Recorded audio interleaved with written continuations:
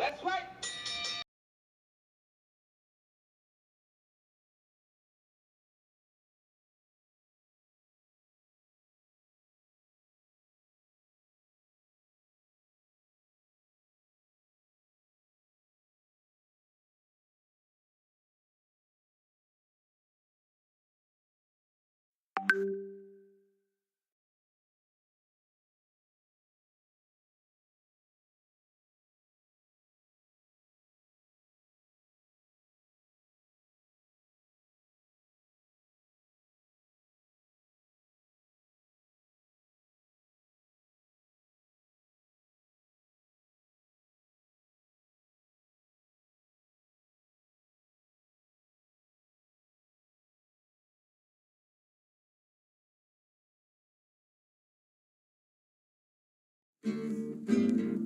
Never do, never do.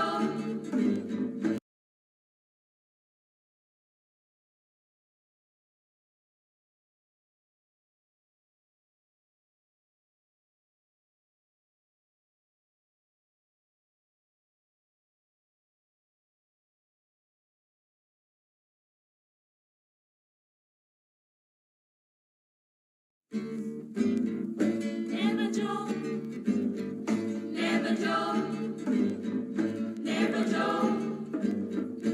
Oh, money, never, money, never, money, money, never, money, money, I know what you can have in money. Money, never, money, never, money, money, never, money, money, you can keep, you can have in money. When you've been knocked for a bum, in a bill tell me money.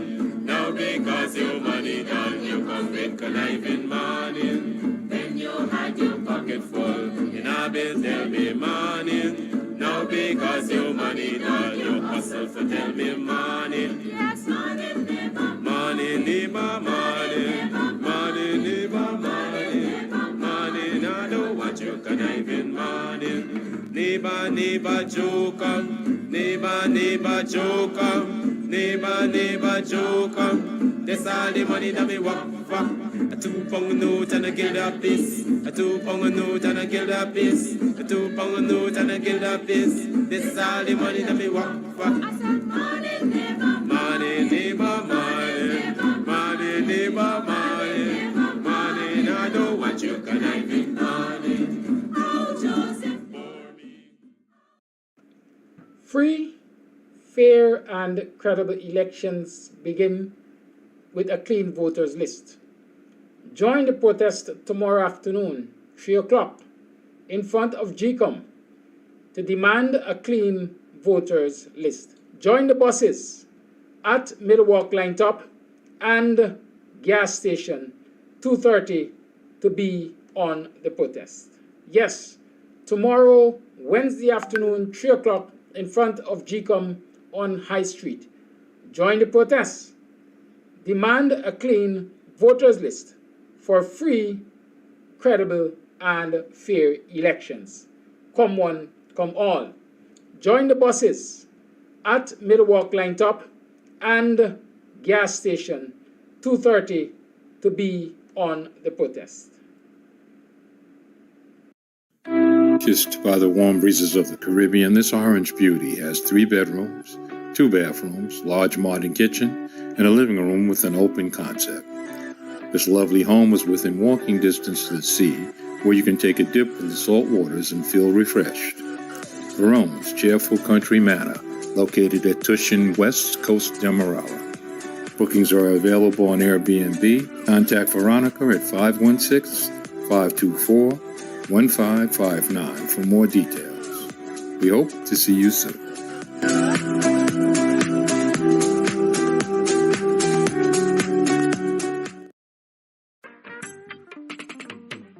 Get up, stand up, stand up for Free, fair, and credible elections begin with a clean voters list.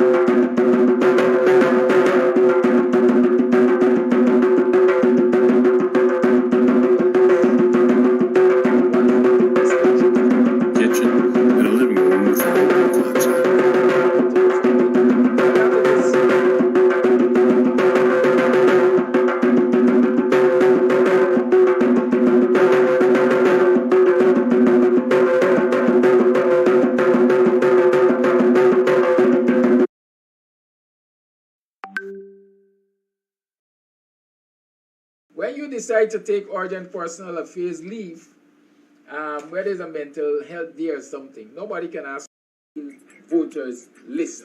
Come one, come all. Yes, Guyanese, join the protest. 12 o'clock today in protest. 12 o'clock today in front. Urgent personal affairs, or UPM, or urgent personal matters. Everybody calls it a different thing. But that it is, when you decide to take urgent personal affairs leave, where there's a mental health day or something, nobody can ask you why you needed this leave. You simply took it. They could choose to pay you or not pay you for it. That's a matter for them. Sacrifices are to be made. Yes, so let me hear you. Y'all send me some indications that I'm in good company today. Y'all don't think you're setting me up alone for go there, you know. Anyhow, we got things to talk about. In the meantime, PCI is on this video. All what you accept that the agriculture minister has visited unity on several occasions. He has been one of the ministers who would have been engaging us. And if you scoring, if all the NDCs in Region 4 is issued with this 4... No, I'm not concurring on anything. No. I don't even know what you're talking about.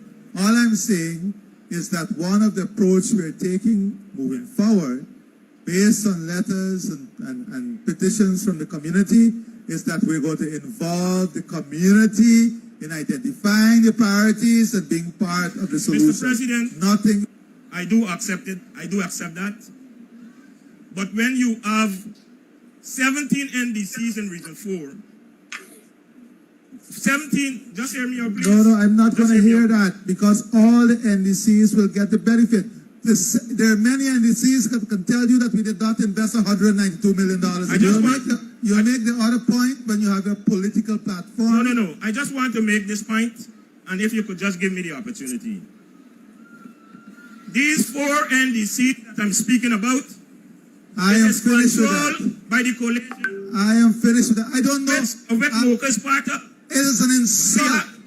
Hold. It's an insult for you to tell these people that their lives is controlled by the coalition. No one life is controlled by anyone but God. Take that and take it to the bank and bank it.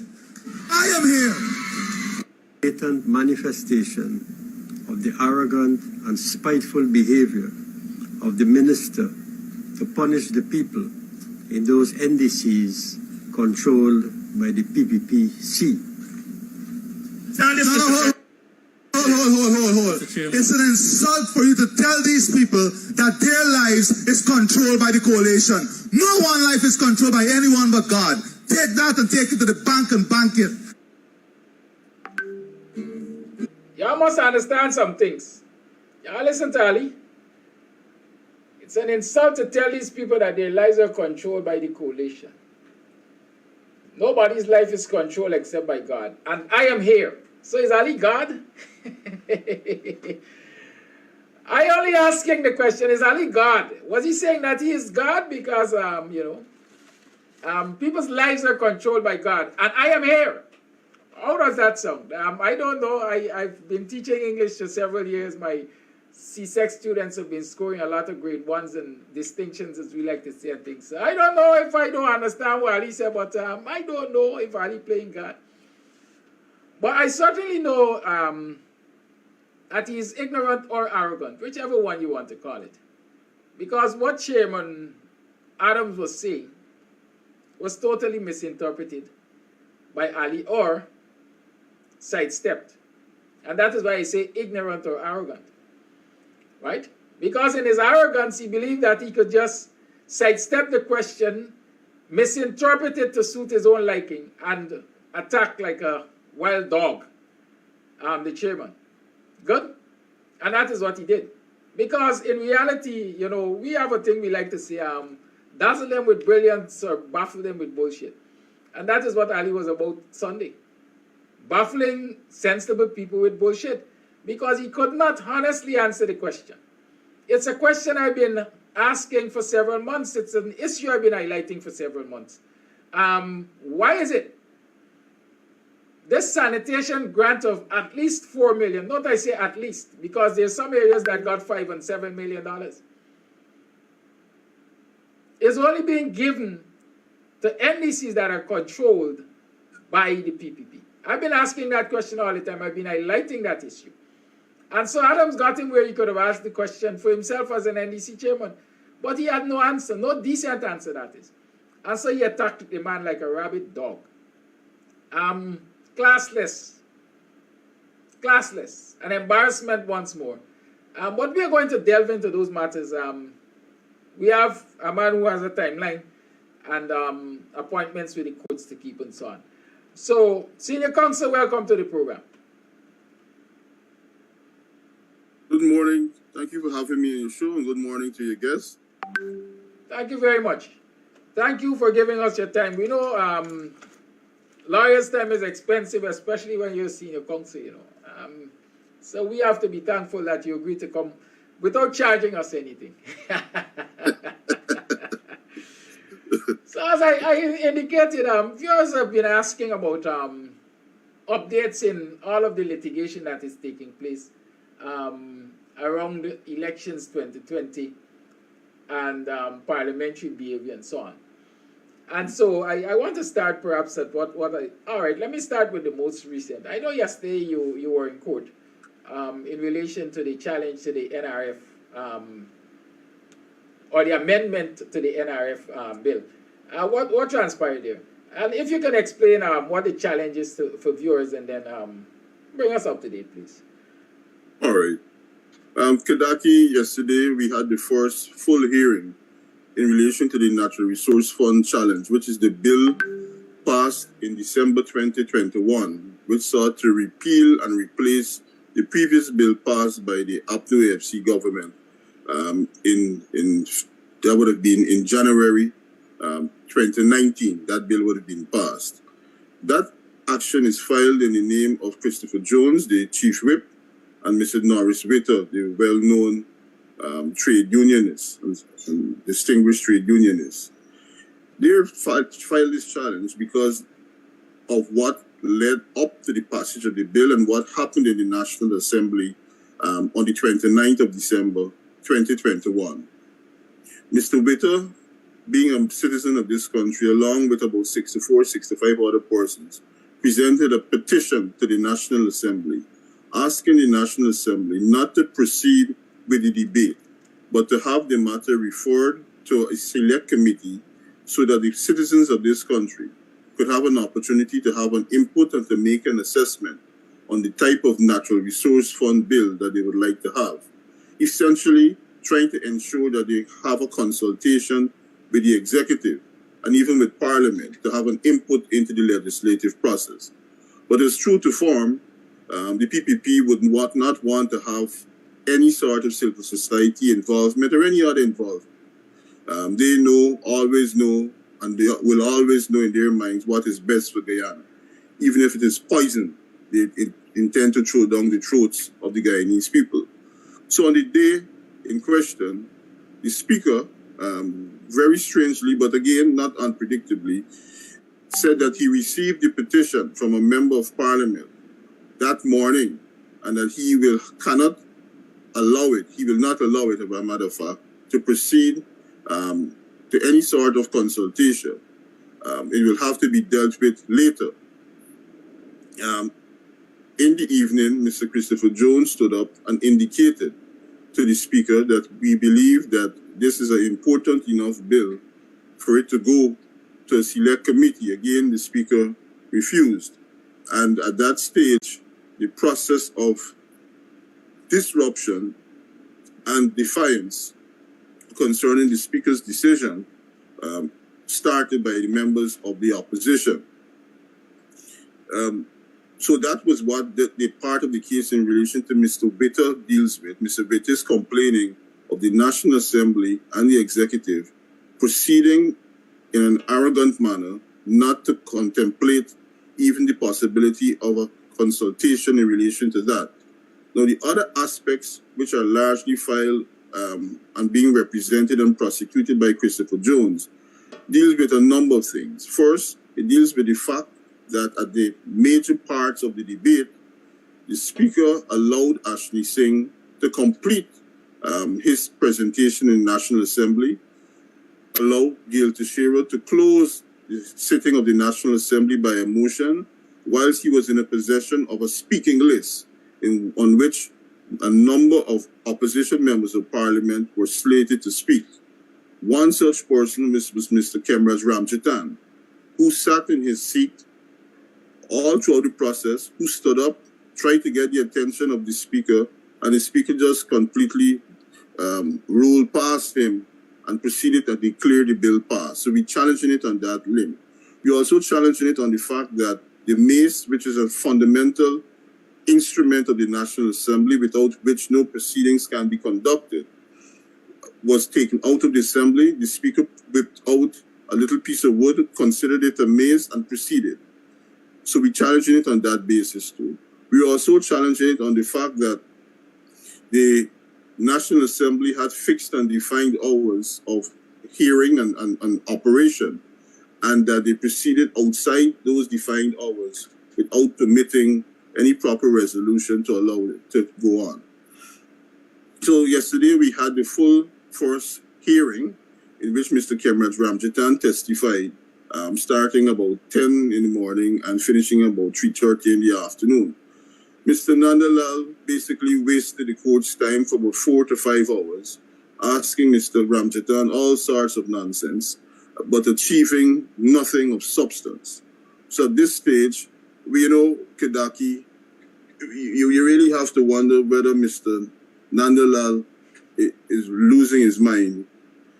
He spent a considerable number of hours trying to convince the court and trying to convince Mr. Ramjatan to get him to say that the PPP, who was in opposition in February 2019, engaged in consultation by putting forward in their manifesto that they were going to bring in a natural resource fund bill. Never mind that they were in opposition at the time. Never mind that this bill was not even in existence. But they did consultation, trying to satisfy the obvious requirement that they did not satisfy, in fact.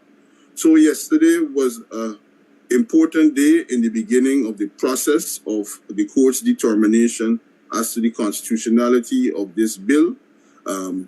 Nandalal and the PPP, they really and truly have no case, and we will prosecute this case to the best of our ability.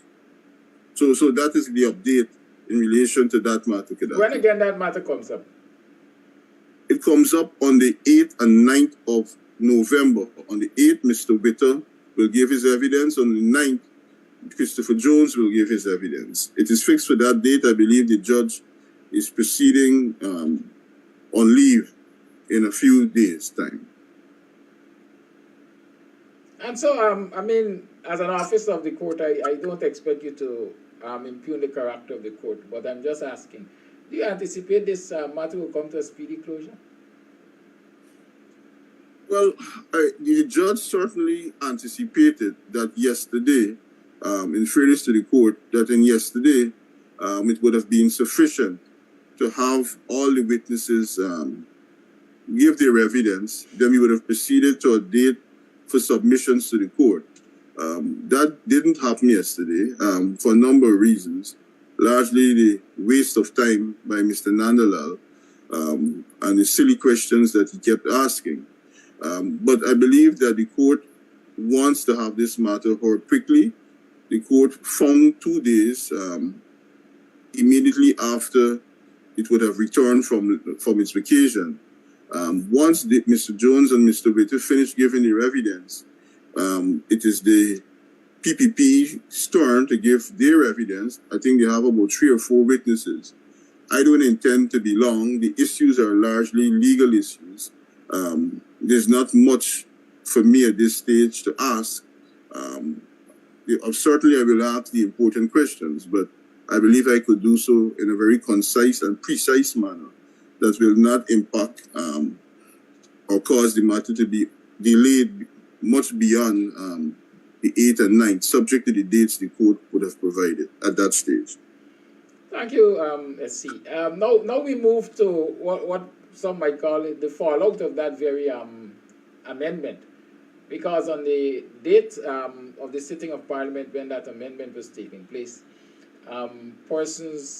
parliamentarians took certain positions, actions, decisions in an effort to, I would say, prevent the unconstitutional passage of that amendment. And I think 8 of them have so far been sanctioned by the Committee of Privileges. Again, the argument is that that was unconstitutionally done. That too resulted in litigation. Am I right? Oh, definitely, Kedaki. You're on the ball.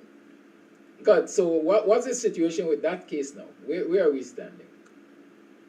Well, Kedaki, as you said yesterday, we filed an action challenging the suspension of the 8 MPs. We received a notice a few days ago from the court fixing this Friday, the September the 15th, I believe Friday would be, for a hearing before Justice Young.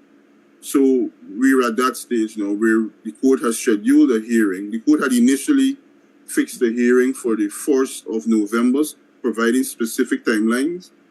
But Nandalal filed and the other lawyers filed for the speaker and the clerk.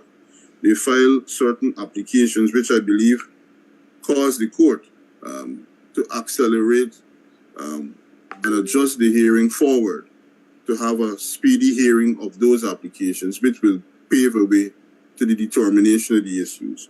So that is actively also before the court. And this is the same matter that I think I remember the court was asked to, I don't know the legal term, but basically put a stay on the decision of the privileged committee so that the members of parliament could have attended sittings until the deliberation. This is exactly the same matter. The court at the time indicated that because the government, the AG chambers, asked the court to make a determination as to whether the court could even hear the matter, thought it fit at that stage to proceed to determine that issue first. So I believe the court is accelerating the process by adjusting the date to the 15th of September to have a hearing on that issue of jurisdiction and to get that out of the way. Thank you again. I must note that I want to call it I must note the delaying tactics of the AG. Well, I don't know if he's functioning in this capacity as AG, but certainly a representative of the PPP. Sometimes I can't differentiate because...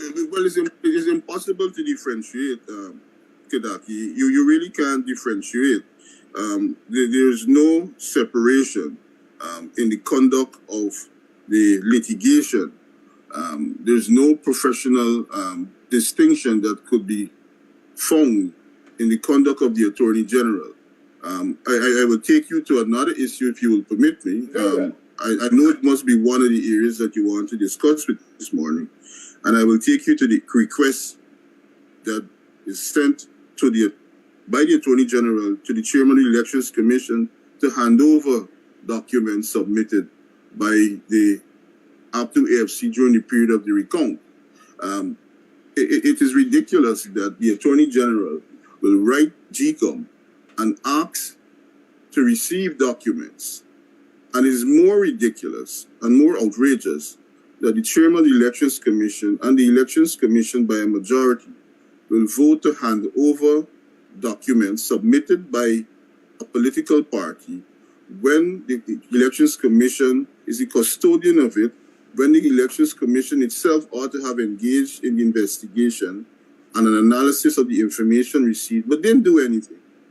When the Elections Commission itself is party to proceedings in litigation challenging the petition that is currently to be determined by the CCJ, the highest court in the land. So you see Nandalal putting on his political cap, masquerading in the office of the Attorney General, seeking to obtain purely political advantages when he himself also is a party to the very litigation. So you're absolutely right. There's no distinction that could be found, and there's no professionalism that you could say distinguishes and draws any boundaries or points of departure between what he does as the Attorney General and what he does as a member of the PPP. And that raises the question about the behavior or the decisions of GCOM. Isn't there a real conflict, my word, that has been created in that situation with GCOM agreeing to hand over to one of the contestants documentation submitted by another? Oh, of course, it is a situation of conflict, but it points out more clearly, if anybody really had any serious doubt as to the partiality, as to the independence of the Elections Commission. During the recount, we would have submitted, and this was something that will come out late in the day in another forum, we would have submitted to the Elections Commission during the recount information indicating a number of irregularities, a number of anomalies. They were in possession of this information. The chairman of the Elections Commission herself would have written the relevant authorities. Apparently, we didn't know at the time, but would have received confirmation from the relevant authorities indicating that substantially the information that we submitted had merit. The chairman of the Elections Commission must know that. So what are you handing over to the Attorney General under the guise of an investigation when you yourself initiated an investigation and it was found to have merit? So the decisions being made by the Elections Commission are bringing the integrity of that organization more and more under the observation of the Guyanese people, and they must conclude that this is not a body acting in the best interest of the people of the country as a whole. Can that decision be challenged in the courts? Does it even make sense challenging it? It can be challenged in the courts. I don't know whether it is a effective use of our resources to challenge it. There were some discussions that are not complete in that regard, but we have to weigh our resources. We have to weigh our challenges against what is the most substantive issues of the day. There are other issues in relation to the Elections Commission, which we will certainly have to initiate proceedings in light of where they're going. I don't want to get into them, but we have to consider everything that the Election Commission does. I follow you. On the same issue of those documents and what they contain, knowing that the PPP, as soon as they got into office, placed this guy Cummins at the GRO, a source of information, that kind of information. And I think Superintendent Pollard is now at the Immigration Office. I understand that this superintendent has been a part of Ali's security team and is a close friend and confidant and also a staunch member of the PPP. Do you think that there's anything afoot in terms of the possibility of them corrupting the source of the information which GCOM had and has now handed over to ANIL? Yes, I certainly believe that is one of the things they're attempting to do. They want to discredit the information. Kadaki, the government, whether or not this petition would have been heard by the courts, and we want them to be heard by the courts for obvious reasons, but the government, this illegitimate government, they have suffered and will continue to suffer under the cloak of illegality. Throughout the world, people will consider them as not having been lawfully elected, that they've come to power in a process that is tainted, a process that is lacking in credibility.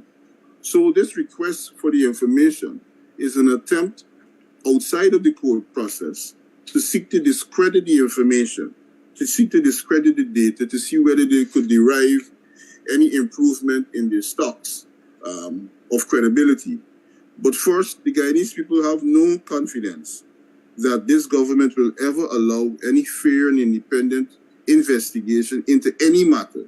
We could see it from the RSS matter. We could see it in relation to the killings. We could see it across the board.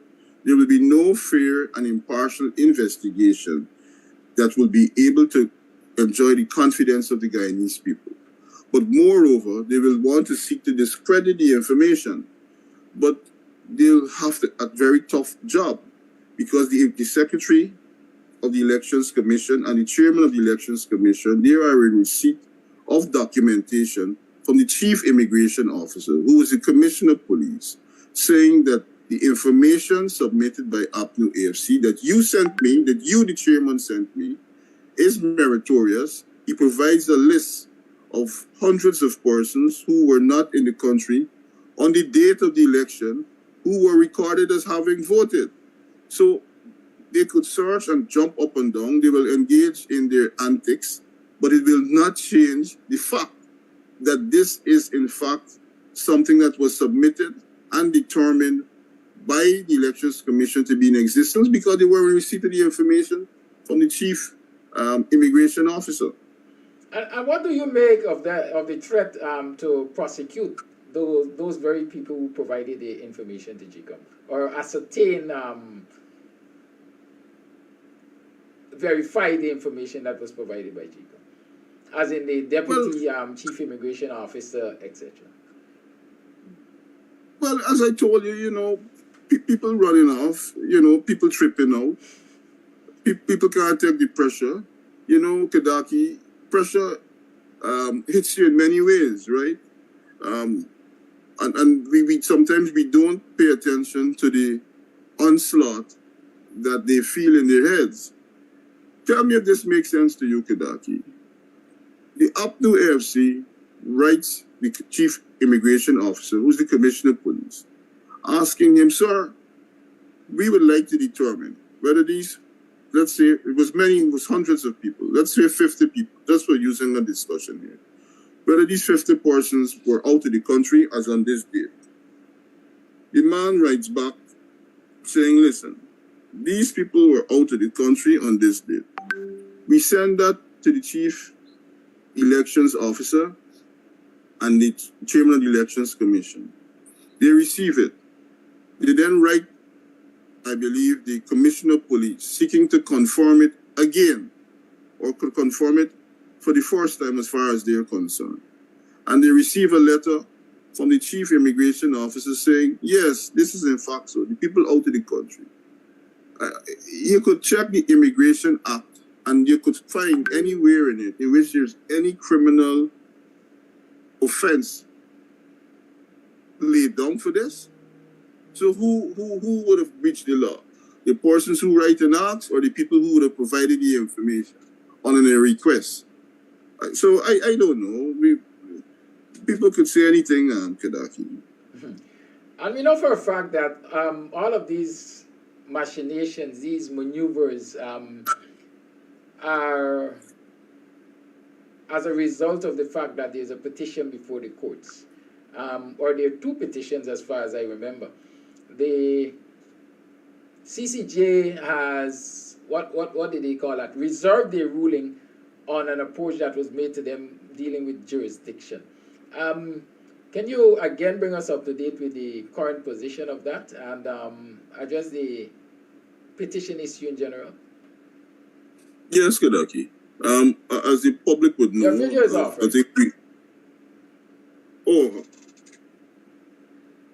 Right. Sorry about that. I didn't know what happened there.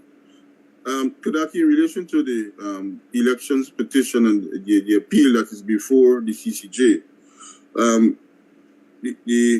after the decision of the the Chief Justice striking out that election petition, we appealed. We appealed to the Court of Appeal, saying that that decision was wrong.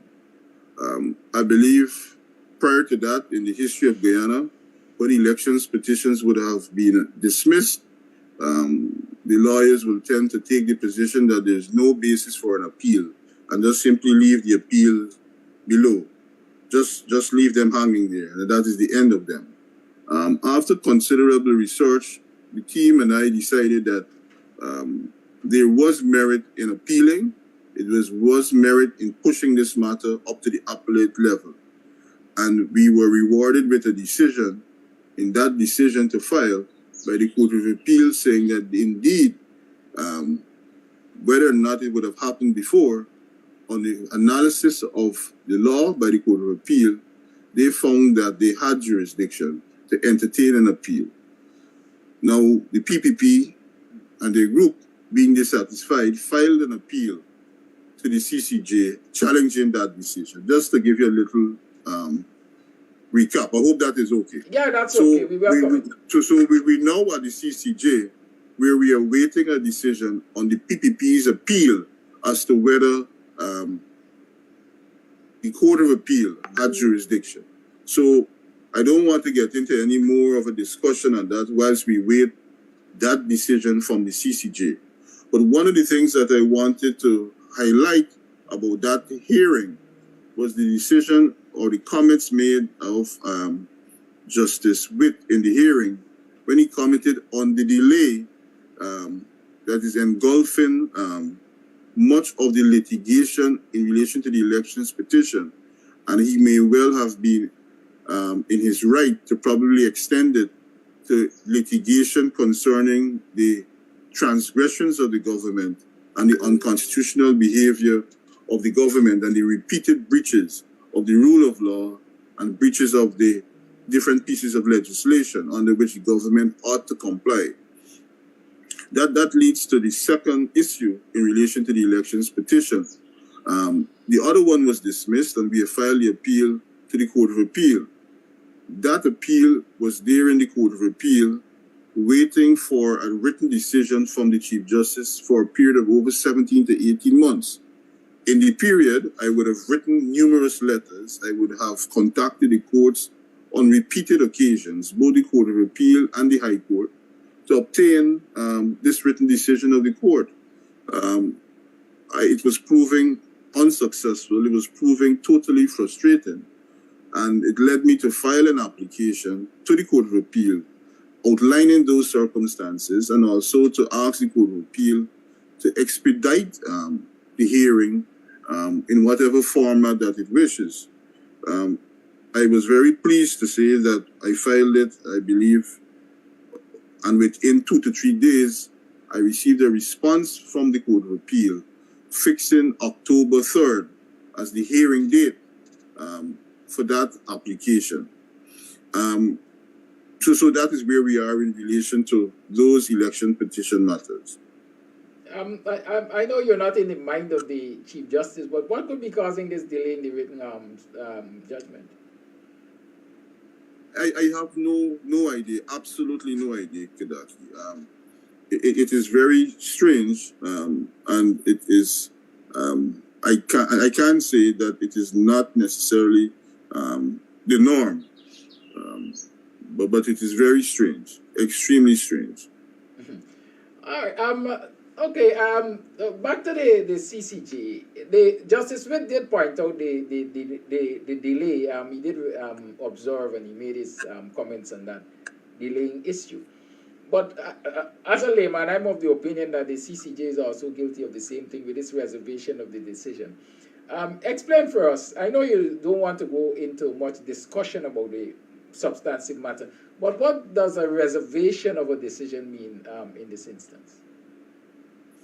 It means I've appeared before the CCJ in a number of cases. When you appear before the CCJ, I've had the experience where I appeared before the CCJ as representing the respondent, and I was never even called upon to respond. The CCJ came back and said, listen, having regard to the arguments here, Mr. Lawyer for the appellant, you lost. Mr. Ford, you don't have to hear from you. The fact that the CCJ decided after hearing this appeal from the Court of Appeal that they needed to reserve a decision, in my mind, indicates that the CCJ is taking this matter extremely seriously. The CCJ also wants to spend some time to write a decision. They want to spend some time to interrogate the issues, to interrogate the law, and to make a very profound and clear statement. We got to recognize also, Kadaki, that whilst we want a fixed, quick decision, the decisions delivered by the CCJ are decisions that will necessarily impact the law, sometimes, in most instances, throughout the Caribbean and throughout the world, throughout countries that in the Caribbean that are for which the CCJ is its final appellate court. So let us be patient and await the decision. The issues that the CCJ decided and the Court of Appeal decided, there's no precedent anywhere else in the world to guide them on these matters. So I would, whilst wanting an early decision, I would understand the time being spent to interrogate these issues. Very well. I know you have a timeline now by which you have to go. You can indicate at any time that you that you need to scoot. Let's talk about this recent development. I showed this clip earlier in the morning about the chairman of the MOCA Arcadia asking about the discriminatory disbursement of sanitation grants by the local government ministry, I think. First, is it a breach? Is any breach taking place in terms of constitutional breaches when the government chooses to give some NDCs this sanitation grant and others don't get it? Because, as we are arguing, they're in the control of the opposition. Well, I certainly believe that it is wrong. I believe that the Constitution requires the equal treatment of NDCs across the country. It requires equal treatment and allocation of resources. Now, even though this is a grant and the government will want to say that it is within our power to determine who will get it and who will not get it, the fact that you would have given it out in an area or in a region only to NDCs controlled by the PPP, it certainly is a discrimination against those NDCs. You know, Kadaki, one of the issues that we have to confront is this discrimination and this marginalization of our supporters and the inequities being perpetrated by the PPP. The NDCs across the country, especially controlled by us, are legal bodies, and they have the right to prosecute cases in the court. They have the right to examine these issues and have the court make determinations of them. You know, the PPP would be comfortable to do simply what Ali would have done there. Come out there, seek to avoid the issue, speak loud, shout, carry on, make a clown of yourself. But at the end of the day, he would have escaped being responsible, escaped providing an answer, and he believes that he did well, you know. I saw people in the video laughing and clapping, but they're laughing and clapping at their own discrimination. They're laughing and clapping in relation to a government that is deliberately marginalizing them. This gone past politics. This gone past these little funny statements that Ali wants to make around the country. This deals directly with your life and your future and your children and where you live. Very well. And so since there seems to be a basis on which somebody can go to court on this matter, who can go to court? And can the NDC itself challenge the decision of the government? Of course, the NDC could challenge decision. The NDC is a legal body. The NDC is the body who will be saying that we did not receive a fair and equitable access to the resources. They could hire a lawyer and do it. I was told that any local government agency moving to the courts must get clearance from the local government ministry itself. Is that accurate? I don't know about that. And even if that is in fact so, do you see Dharam Lal granting permission for that? No, well, that is why I'm asking, because And therefore, even if that is so in some obscure piece of legislation that I don't know, a member of the NDC, the chairman of the NDC, he's empowered as a representative of the community, living in the community, in his own right to do so. Can a member of the NDC do it? I mean, Yes, a resident. Let me clarify. Can a resident in the neighborhood go to court on it? Yes, a resident would have standing to do it, but I would certainly believe that it will be better for a member of the chairman or member of the NDC to do it. That is my off the cuff Appreciate consideration of the issue. I ask because I know for a fact Buxton. Well, let me don't even go there. Let me don't even go there. All right. I think I've asked about all the issues I can remember. Is there anything I missed that you would want to share with us before taking your leave, sir? Yes, we didn't touch the fact that we have filed appeals in the Court of Appeal in relation to the decisions of the Chief Justice in relation to the appointment of Hicken. Those matters are coming up very shortly. We received notification from the Court of Appeal to fix applications for an early hearing. A date has not been fixed yet, but I anticipate very shortly, within 2 or 3 weeks, that those matters will be in the Court of Appeal heading towards a hearing. And I think in the same light, there were some challenges against 2 commissions, ERC and some other one, I think. Yes, both are coming up in the Court of Appeal at the same time. All right. Both in relation to Hickens and both in relation to the Police Service Commission.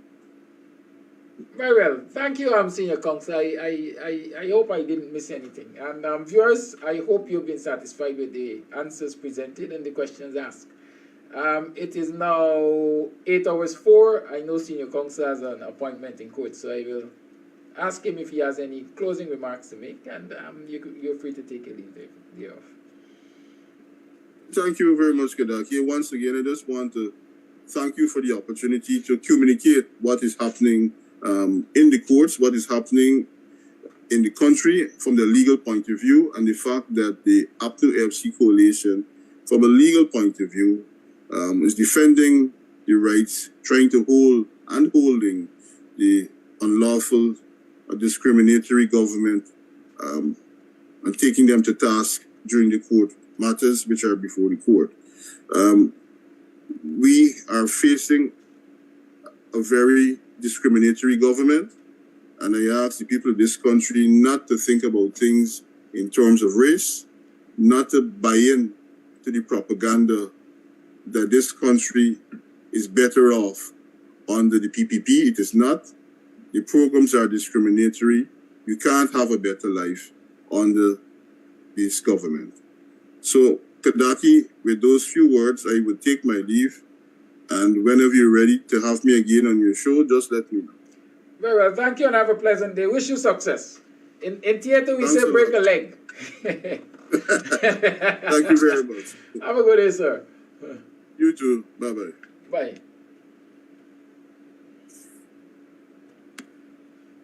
Oh, yes, you've had, yes, that was Senior Counsel Royce Dilfo chatting with us about what's happening in the court with all of the matters. Listen, I can imagine the legal team for the coalition and so on being extremely tired, man. This thing is a tiring thing.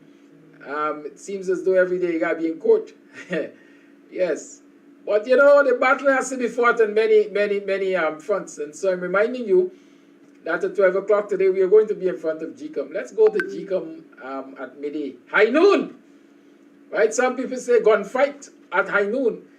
This is no gunfight. We are simply going in front of GCOM to say, listen, we recognize that we're dealing with an apartheid government. we recognize that governments can be changed through free, fair, and credible elections. And the basis for any free, fair, and credible election is a clean voters list. That is where it starts.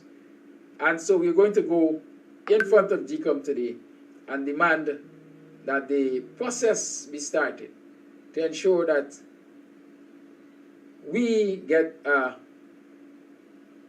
free, fair, and credible elections by first having a clean voters list. So join the protest today at 12 o'clock.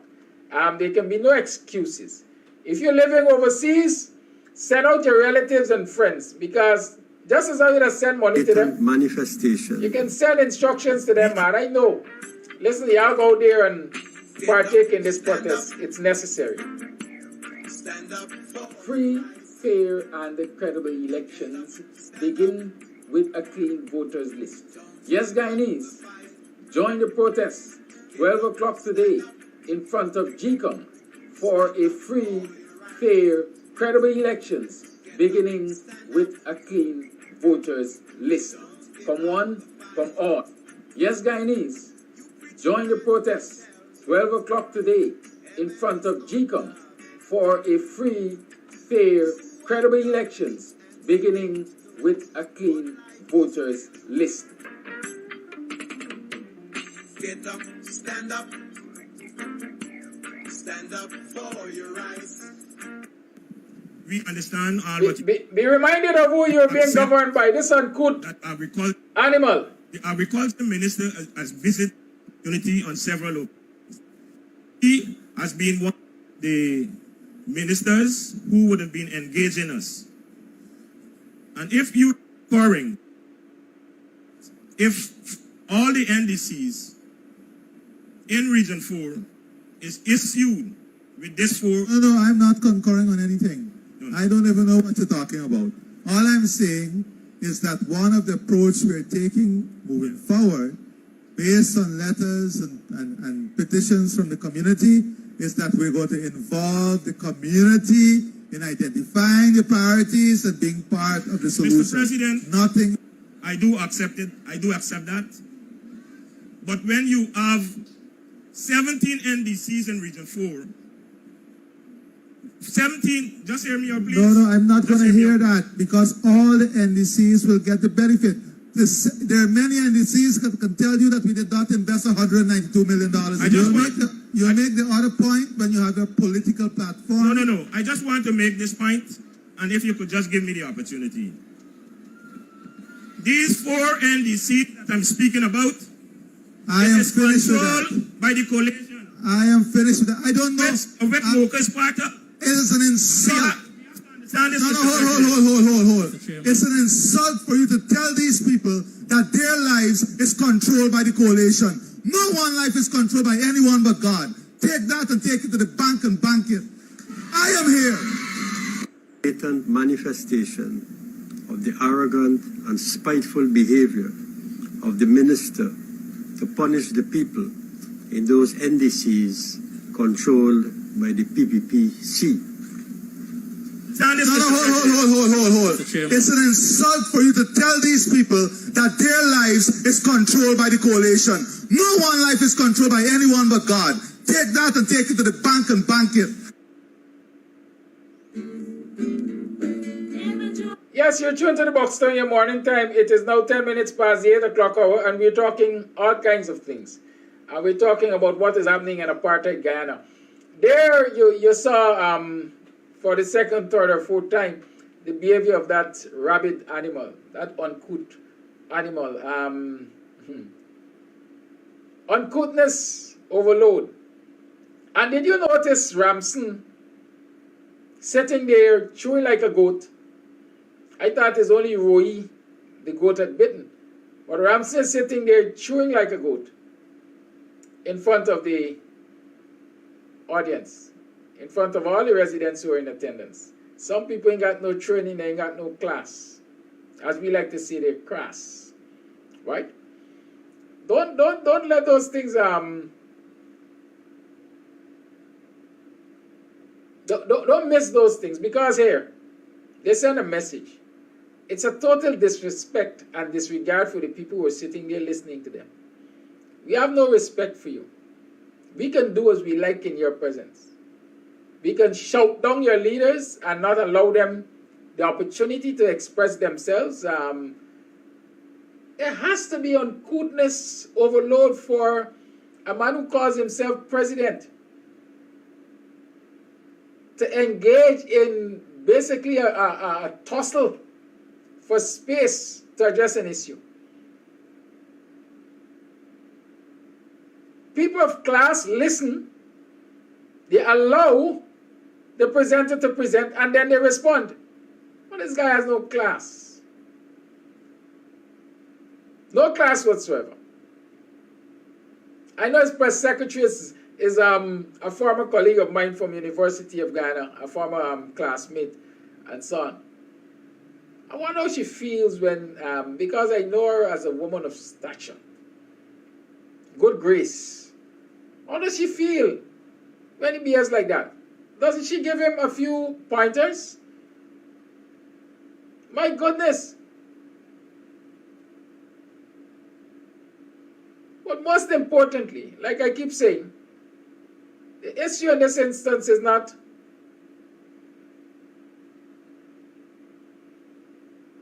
him not understanding the question. I believe it's an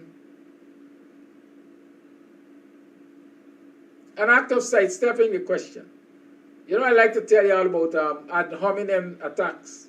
Attack the messenger instead of dealing with the message. Attack the messenger instead of dealing with the message. So he has no answer that could make him look good in any way, shape, or form. So let me attack Mr. Adams. And as we like to say in Guyana, put words in his mouth. We have to be aware of these things, and our people have to be aware of these things. I'm not hating anyone, but we need to do a lot more work on the ground to educate the populace in general and the coalition and opposition supporters in particular. Yes, we are going to come to communities where a lot of the folks are simply happy for a cup of thin, warm soup. And so they will sing the praises of the PPP.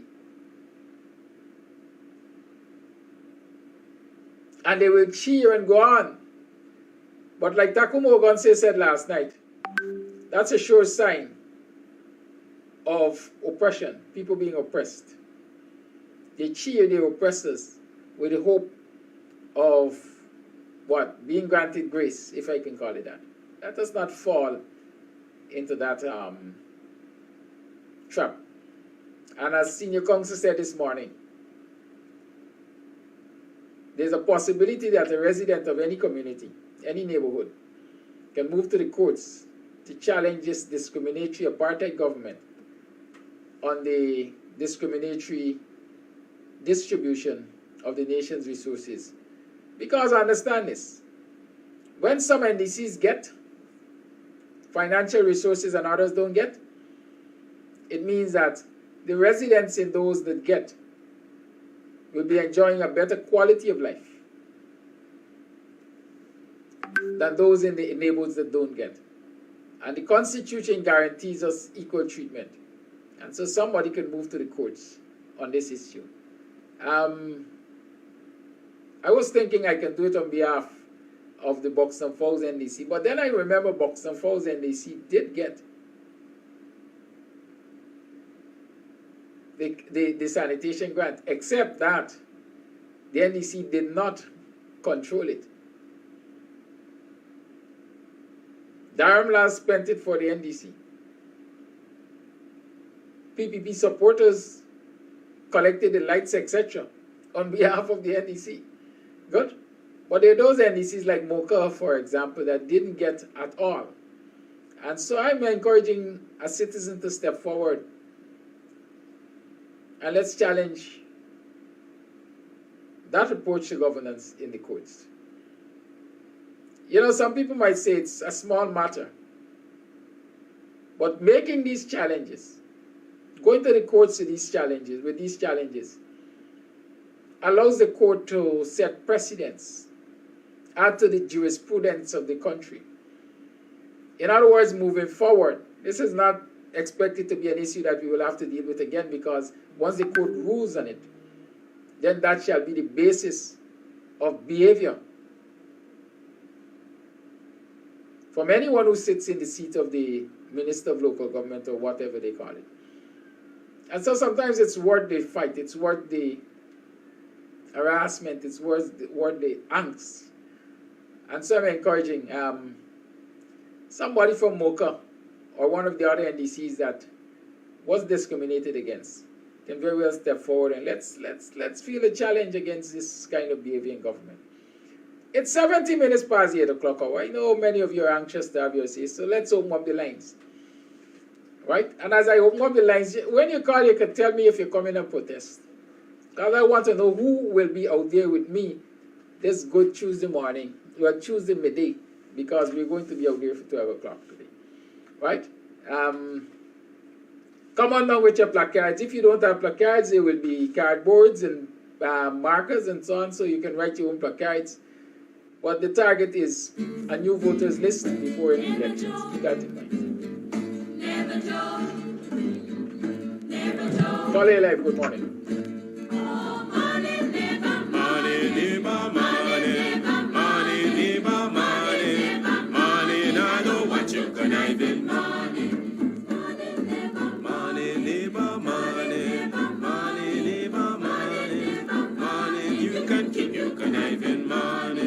When you've been up for a bum, you know, been tell me morning. Now because your money done, you come with conniving morning. When you had your pocket full, you know, been tell me morning. Now because your money done, you hustle for tell me morning. Yes, morning, neighbor. Morning, neighbor, morning.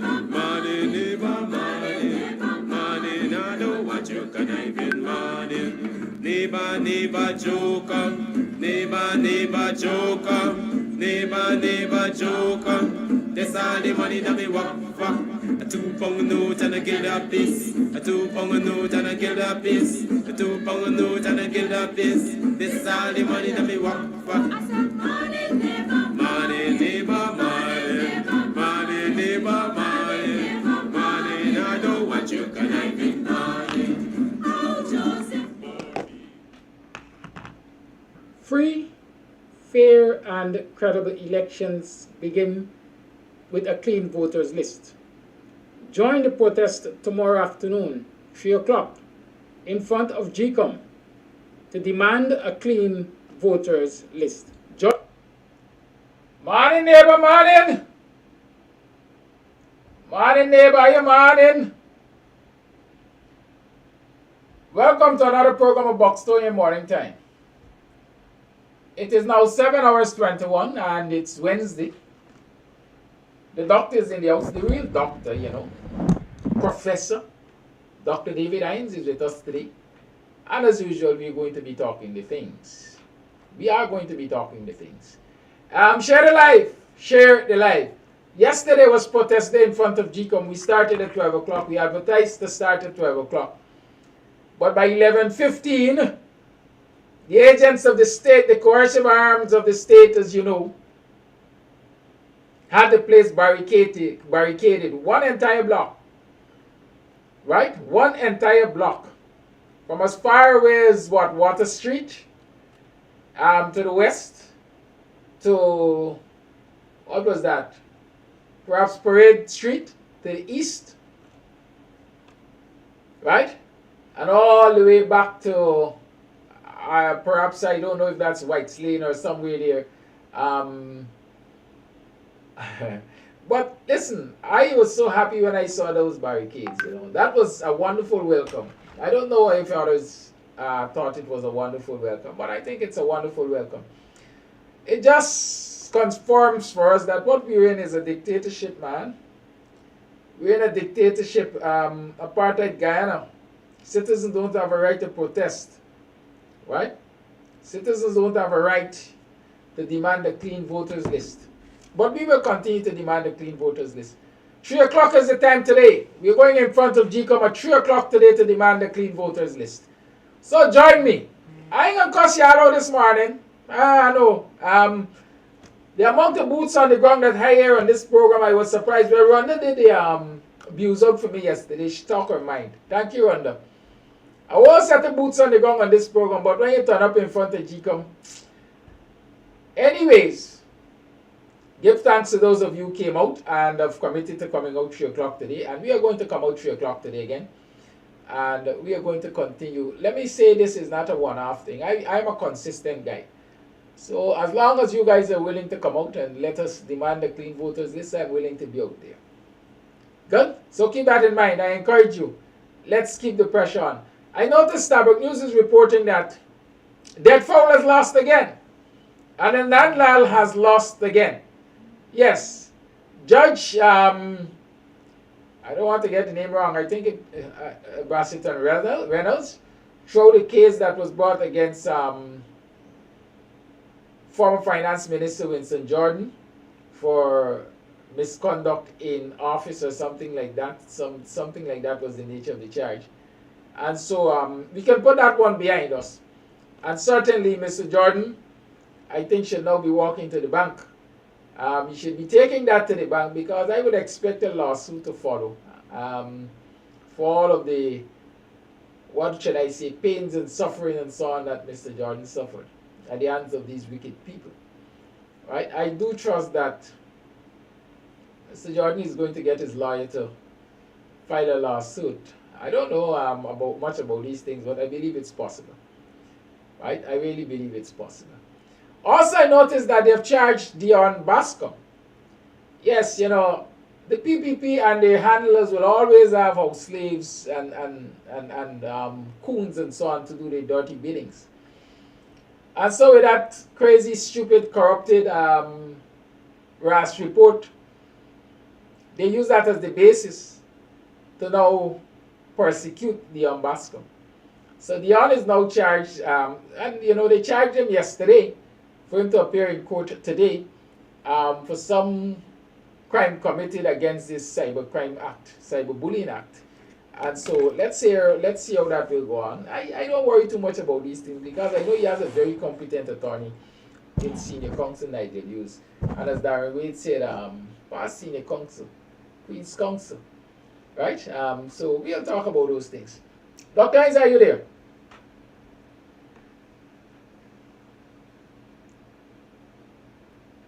Alright, so let me try and get Dr. Hinds. I know he was waiting in studio for me, but I was out on the road. I was advertising for the 3 o'clock protest. So y'all gotta forgive me and forgive Dr. Hinds, you know. That's how I work. Sometimes I behave like a one-man army. It's an observation, not a complaint, mind you. Dr. Hinds? Oh, good morning. Good morning to you, sir. Thank you for your patience and welcome to the program. Thank you much. I understand you got nice weather in your neck of the woods, is that so? It depends on what is nice weather. If you're talking about 100 degrees, yes. It's better than 115 degrees. I got you. Well, you're always in the warmth. All right, sir. How you been keeping, man? It's a week since we caught up on BUXTONIAN morning time. Well, I'm trying to keep afloat and trying to make sense of what's happening around us in Guyana and the rest of the world. Lots happening, I imagine.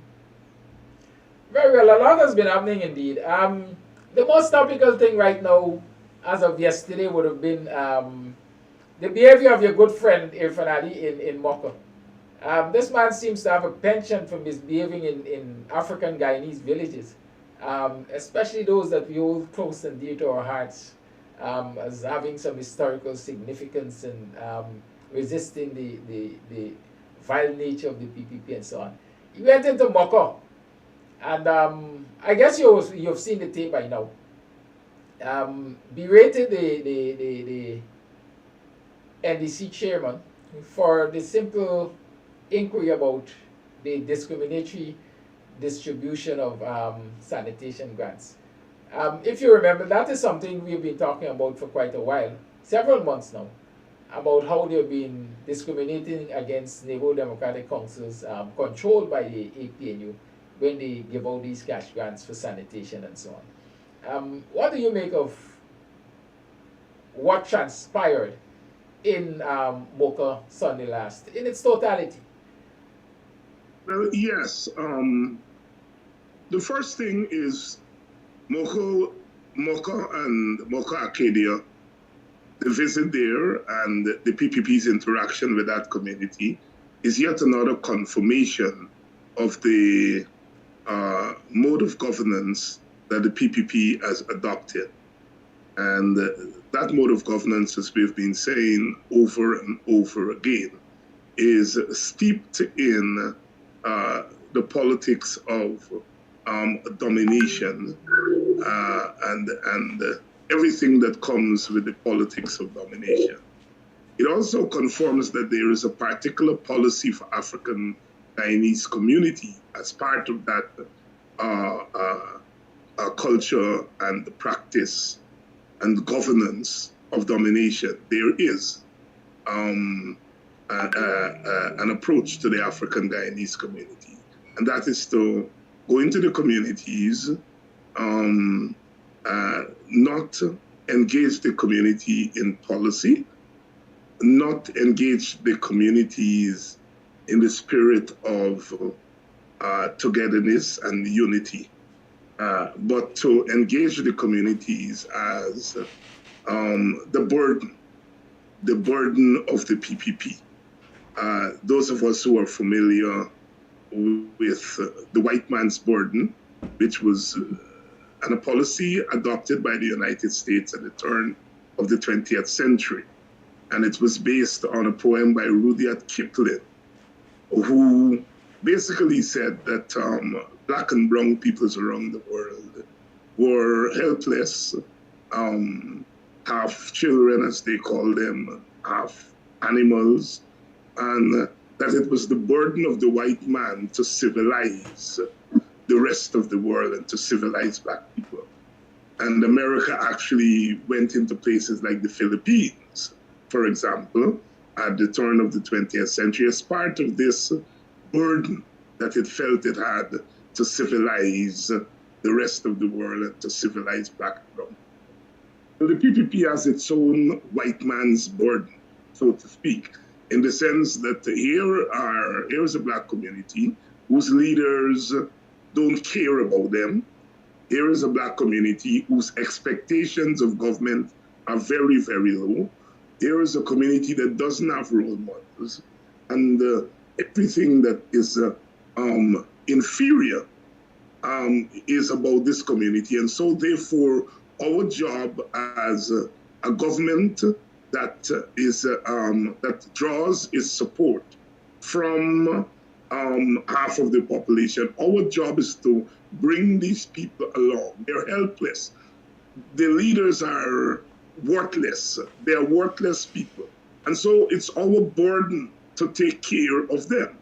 I want the audience to listen carefully to what I'm saying, because sometimes we black people miss the profundity of what's happening to us because we look at surface, you know. We concentrate on individuals, we concentrate on the here and now, and don't see the big picture.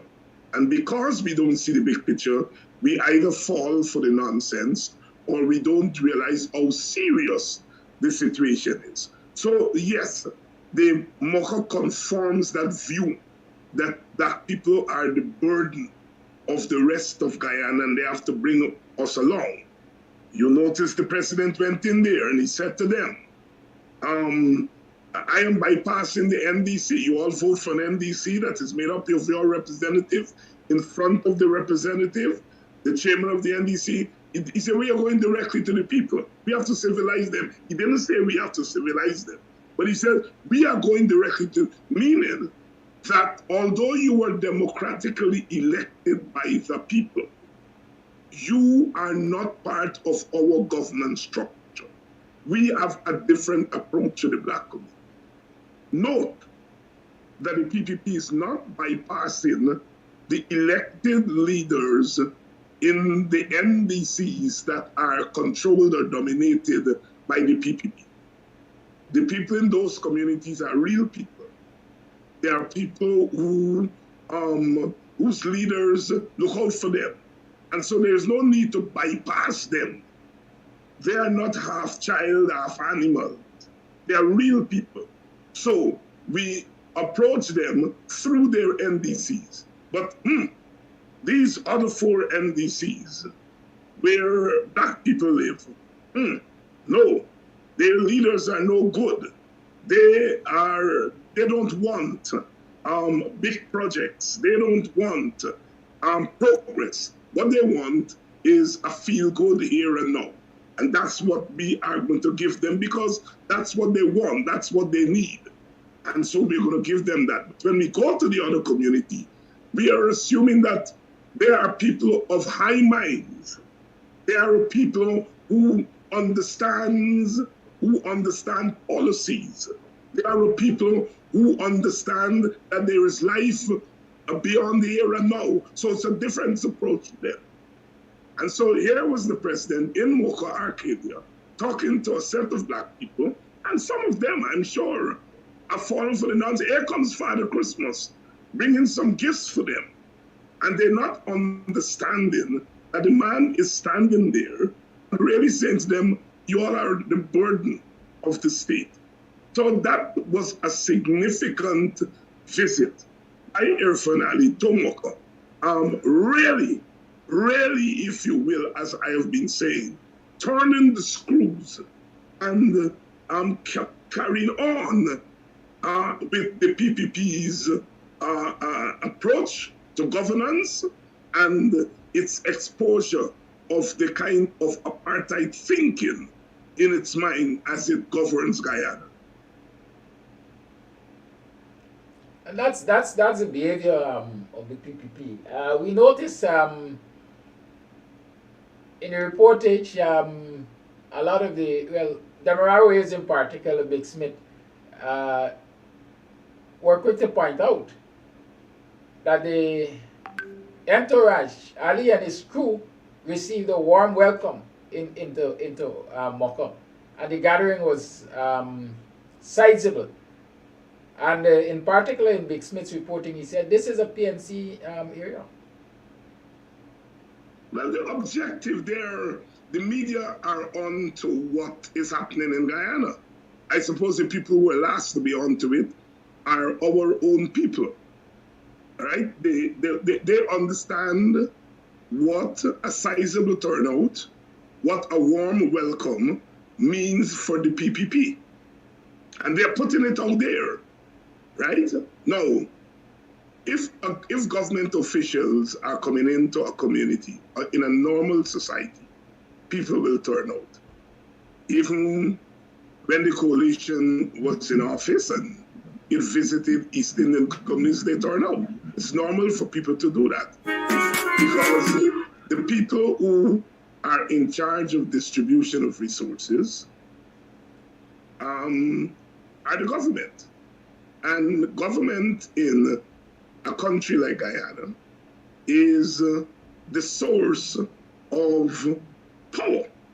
So people understand when a government comes into your community, whether you voted for the party in government or not, is that you are more likely than not to get something from the government. If the PNC or the AFC or WPA goes into your community, people are not coming out for those parties to give them house lots or give them a job, because they know that those parties are in opposition and they don't have that kind of power. So when they come out to a meeting of the opposition, they're coming out for a different purpose.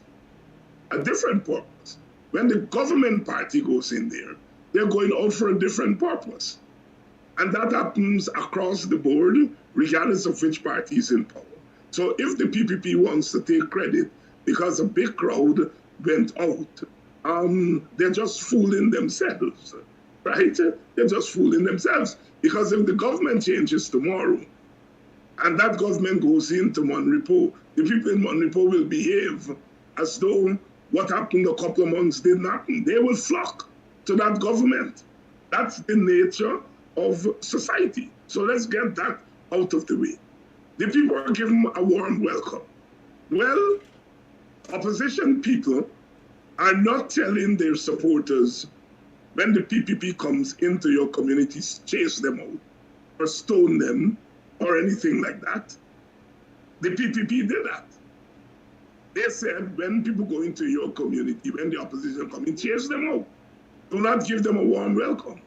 So those who went out when the coalition went into the communities did so against the advice of their party.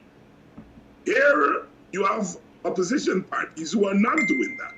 They're not telling their people that, look, you must behave bad when these people come into your community. So people, when the opposite party comes into the community, they treat them with respect.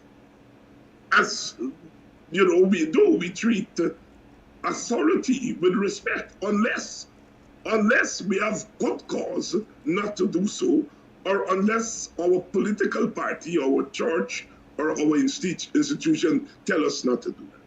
So all the PPP is benefiting from is the good manners of the people of Moko and the Black Guyanese community. And secondly, they don't have an opposition that is telling its people to give them a hostile welcome when they come into the community. If the PNC had instructed its activists to picket the president and to hold them, you bet sure they would have been out there picketing and there would not have been any warm welcome. But the PNC is not doing that. And so therefore, the warm welcome is not as a result of the people embracing the PPP, as the PPP may think and as the media may try to make it look. But then there was that particular section of the gathering that was cheering on. Is it out of ignorance, or they just believe that it's like the masqueraders of... You mean, listen. We are at a particular juncture in our country's history. Something happened in 2020 that I don't think that as a collective we truly understand. We are yet to have a broad conversation on both sides of the aisle of the meaning of the 2020 election. And the meaning of the 2020 election is that in the way in which the government was awarded, the circumstances in which the government was awarded to one party, within the context of resources coming in, the way in which the then government handled that moment 22 years ago, the choices made by the coalition parties in opposition, when you take all those factors into consideration, people have a perception of the society they're living in and what their choices are. And I am saying that the opposition cannot sit down and wait on an election. I think that's bad strategy. While you're waiting on an election, the other side is making attempts to manipulate the minds of your people. And as I pointed out earlier, they have a sense of African Guyanese thinking, and they're playing to the worst instincts in the community. And so I'm making the point that we in the opposition have to think long and hard. If you're saying to our people, all the solutions to your problem will come in 2025. And if you're saying that to them, don't be surprised that they are at least entertaining the entreaties. They're entertaining the moves that are made by your opponents. Do not be surprised at that. Thank you for those clarification. And as we talk about bad strategy to wait until 2025, or as I would say, try to sit it out. One of the critical issues in relation to 2025 and elections is the voters list. We've been discussing that ever so often. They need to get the voters list cleaned.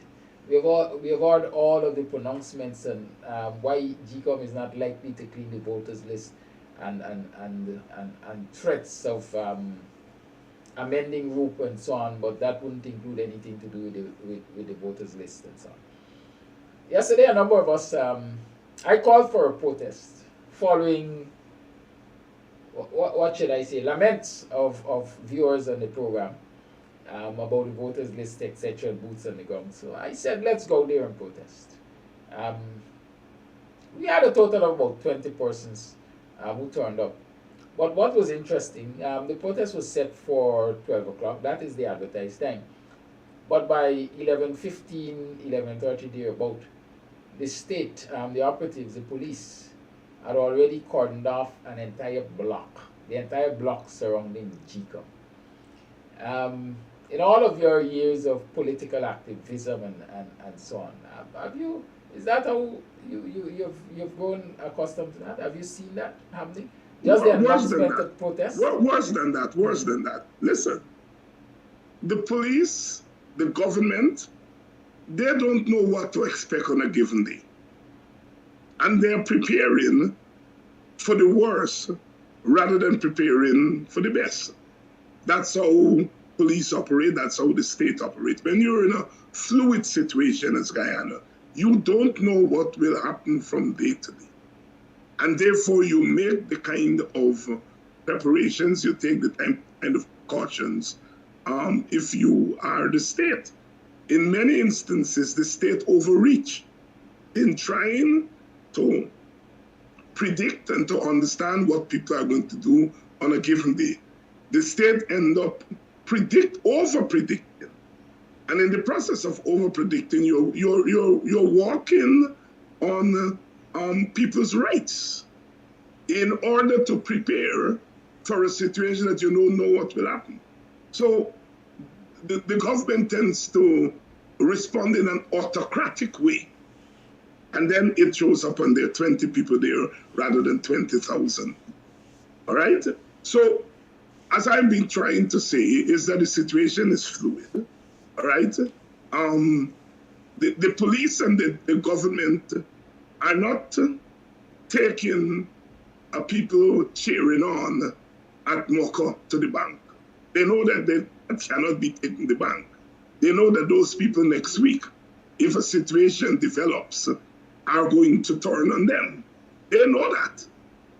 They're reaping the political benefits of the spectacle of going into an African Guyanese community and more than 5 people cheering them on. Why not? Why not take advantage of that for political propaganda?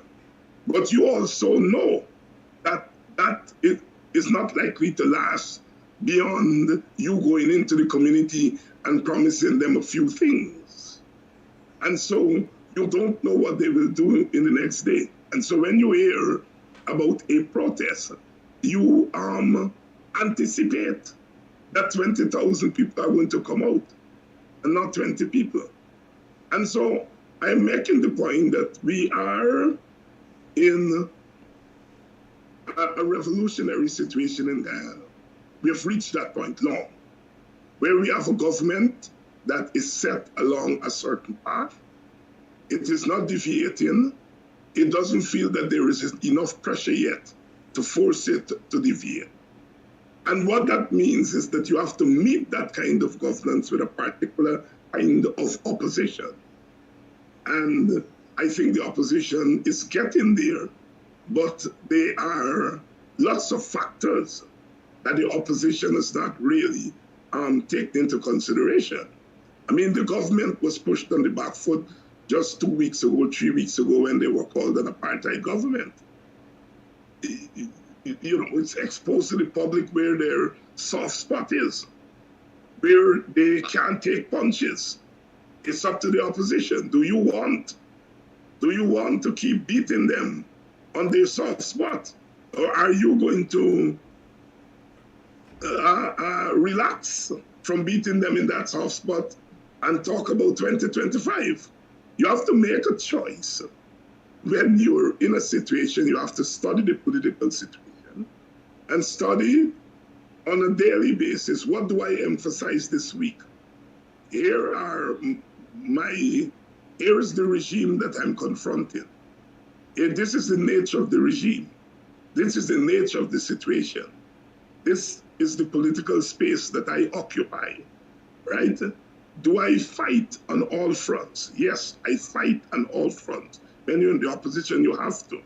But you also have to know that on a given week, which one of those fronts you should emphasize.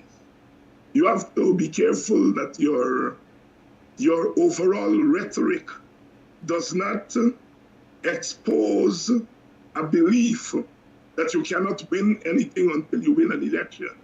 You have to be nimble when you're in the opposition. I'm not saying the opposition is not being nimble. I am just saying that it takes two in a fight. And while the other side is fighting in a certain way, you have to understand the fight you're in. And you have to adjust. You have to adjust sometimes on a daily basis on how you're fighting. What is most important in any struggle of this nature are two things. The signals you send to your enemies, your adversaries, and the signal you send to your troops, your supporters, your soldiers. It is important that those signals take into consideration the political situation as they are developed. Thank you, Dr. Hinds. Let me just remind you, viewers, that we are going to be out there 3 o'clock this afternoon because we're going to be demanding that clean voters list. Free, fair, and credible elections begin with a clean voters list. Join the protest today, 3 o'clock in front of GCOM, High Street, Kingston. Come out and let's demand a clean voters list.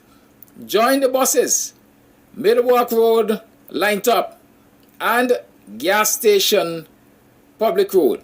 Yes, 3 o'clock today. Buses available from 2:30. Join the buses 2:30 today at Buxton, Middlewalk, Line Top, and the gas station. Join the protest 3 o'clock in front of GCOM. Free, fair, and credible elections begin with a clean voters list.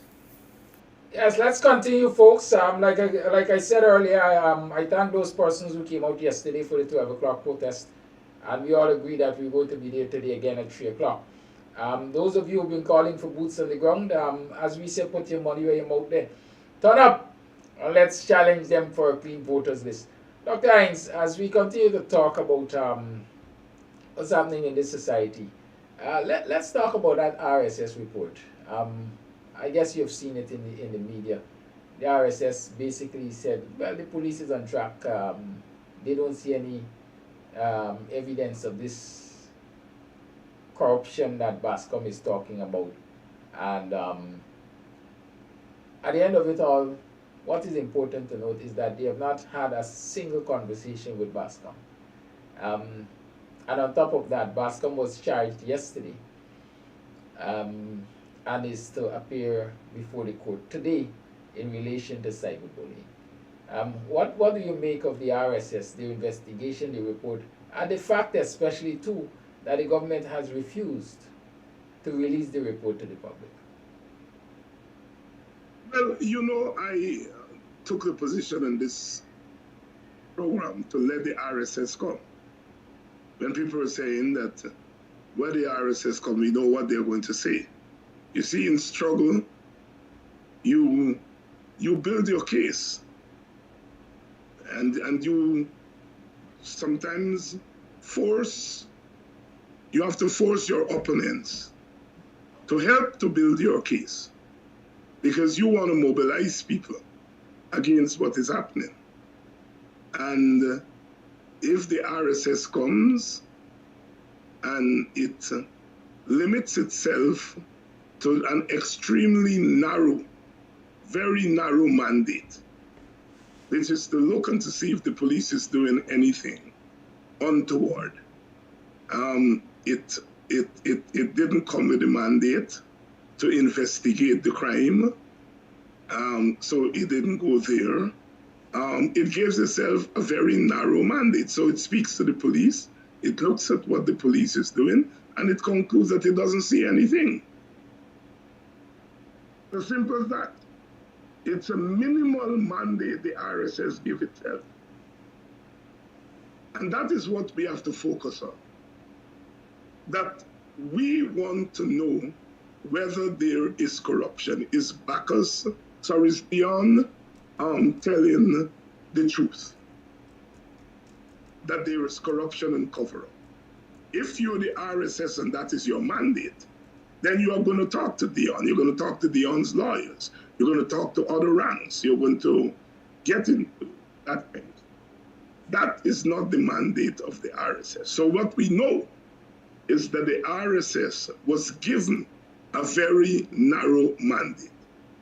One therefore must conclude that the government has a lot to hide. So it did not broaden the terms of reference of the RSS. It did not broaden the mandate of the RSS, out of fear that the RSS will find things that they don't want them to find. So our conclusion from this exercise is not the RSS. I am paying little attention to the RSS.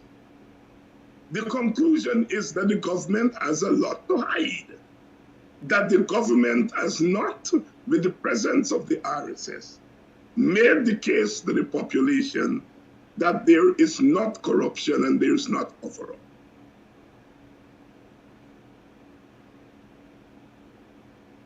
And the refusal to release the report to the public. If the government is so big on transparency and would like to see this matter settled, because it has serious implications for the credibility of the Guyana police force, why not release the report? Well, that's a very valid point. So today, viewers, BASCOM is going to be, well, BASCOM was charged yesterday and is appearing before a magistrate in the Georgetown Magistrates Court, Georgetown Ministerial District, I think they call it, for causing embarrassment to someone, a particular police officer. I think the policeman's name is Frank, using a computer. In short, it's a charge that stems from the Cybercrime or Cyberbullying Act, right? All in an effort, as far as I gather, to basically discredit BASCOM. And as is usual in practice, once he's charged and placed before the court, it's likely that he's going to be interdicted. Or in some cases, I've seen total dismissals from the Guyana Police Force once people have been charged. So, are they setting BASCOM out there, as we say, putting him out to dry? Let the elements... Well, maybe that is so. I'm not an expert on that. But for me, what this whole thing is showing, first of all, the DPP said charge the man. It took you weeks before you can charge him, because what is going to hold up in an impartial court? So you end up charging him under the cybercrime, which is a very elastic law in the sense that you can stretch the cybercrime how far you want to stretch it, or how near you want to stretch it, right? Anything can fall under cybercrime. And so you charge him on the cybercrime, and one wants to laugh, because you're saying, after all the big cry and protest that the man is lying, you're not charging him with actual lying. You are charging him with using a computer to embarrass somebody. You can be serious, but at another level, you are serious. Because what you're doing is you are biding time and hopes that this goes away. Look what they do with Mr. Jordan. You arrest him, you embarrass him, you cause his health to be affected.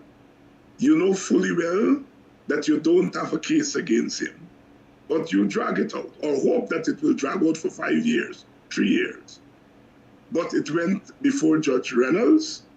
Judge Reynolds heard it as a matter of urgency and made the correct decision that the Attorney General is not the right person. He's not an injured party to bring that case against Mr. Jordan. Case thrown out, done. These cases that the PPP are bringing against people, and they're throwing up against a wall and hope that they stick, or they're using them to buy the time. If we have a judiciary that as soon as these cases are brought to dispose of them within weeks, they will stop doing it. They will stop doing it. That is what the Jordan case has proven, first. And in the case of BASCOM here, I am arguing that they are charging BASCOM to deflect. First of all, to deflect away from the real issue of cover-up. That's one. And two, they are going to charge him. The case is going to lag there in court while they're hoping that the issue goes away. Also, in relation to the same matter, it's what, 3, 4, 5 weeks now since Nigel Hughes requested state's protection, witness protection from Irfan Ali for BASCOM. We have not even heard a response on that, whether or not Irfan Ali considers it necessary. Let me stick my neck out here. The government is not going to provide protection for BASCOM. If they were going to do that, they will do that instantly, because he doesn't want protection next week. He wanted protection last month. All right? That's one. The government is further exposing where it stands, whose interest it is protecting as the government, by refusing a constitutional right to a citizen, regardless of what you think about that citizen, in refusing that citizen's constitutional right, while protecting the constitutional right of another set of citizens in this matter, shows where the government stands on this issue. Very well, and the Irfan Ali government, especially Irfan Ali, most likely has a lot to protect, knowing that one of the accused or alleged accused, according to BASCOM, is a good friend of Irfan Ali. As a matter of fact, many were saying that the report recommended that all suspects be arrested, and so far there has been division in the hierarchy of the Guyana police force, and of course around the politicals, as to whether or not they will even contemplate the arrest of Azruddin Mohammed, who BASCOM alleges is at least the mastermind behind this crime. But I don't know the details of the crime, as you lay them out there, and I cannot answer one way or the other. And that I simply don't know who the players are and what role they play beyond what I see in the media. Very well. Let's talk again. We yesterday the COI, Anil Nandal, had indicated at some point in time that the PPP was going to be setting up, or they were thinking about setting up, a commission of inquiry into the attempts to rig the 2020 elections. It was announced yesterday that the commissioners were sworn in. Is this another circus? No, nothing is a circus in a place like Guyana. And to approach it as a circus is really to miss the profundity of what's happening around us. No, it's not a circus. It's an attempt to prejudice the elections petition. That's what it is. Note, it is not a commission of inquiry into the elections. A commission of inquiry into the election has to start looking at evidence long before March 2nd, 2020. From voters lists to registration, everything. It's a commission of inquiry into an attempt. So you have already prejudiced the inquiry by assuming there was an attempt at fraudulent activity at the election. You've already prejudiced the inquiry. You've already limited the inquiry. You've prejudiced the inquiry.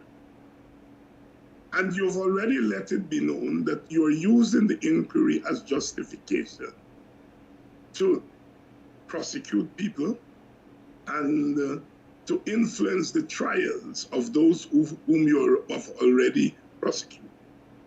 So it is clear from everything that Mr. Nandlala said that the inquiry is being used for political purposes. And when taken along with the fact that just a few days ago, the GCOM chair released that list of, let me call them impersonate voters to Nandlal. Is that a part, you suspect that will be a part of the inquiry? Oh yes, they're going to tender. What they intend to do with that list is to show that some people on that list were in Guyana at the time. And so you're discrediting the list. So if there are a list of 300 people and 100 were out of Guyana and 200 were in Guyana and so therefore should not be on that list, you're then going to argue that the list is tainted and that somebody gave the APNU AFC a wrong list. Somebody violated people who were in the country and lied on them. And there was a conspiracy between the police force at that time and the APNU AFC. That is why they made the list. And as Vincent Alexander has argued, what they didn't do is that in addition to the names that were pronounced on by the police force and given to GCOM, that the APNU AFC had submitted another list of over 1,000 names which were not sent to the police. GCOM did not act on the second list, they acted on the first list. And the GCOM did not act on. You're freezing, Dr. Hinds. We are looking here at something that is much more expansive than meets the eye. That apparently not everyone. Hello? Yes, we had a little internet trouble there with you. I don't know, your internet was perhaps unstable. You were freezing. You were addressing the issue of the list and the second list which was not submitted. Yes, and so I'm saying the issue is much more expansive than meets the eye. Very well. It's now 7 minutes past the 8 o'clock hour, and you're tuned to the Buxtonian Morning Time. We're chatting with Professor David Hinds on the varying political and social issues in the country. Where were we? Good. So we had that, we were talking about that list, that election rigging list and so on. Where am I?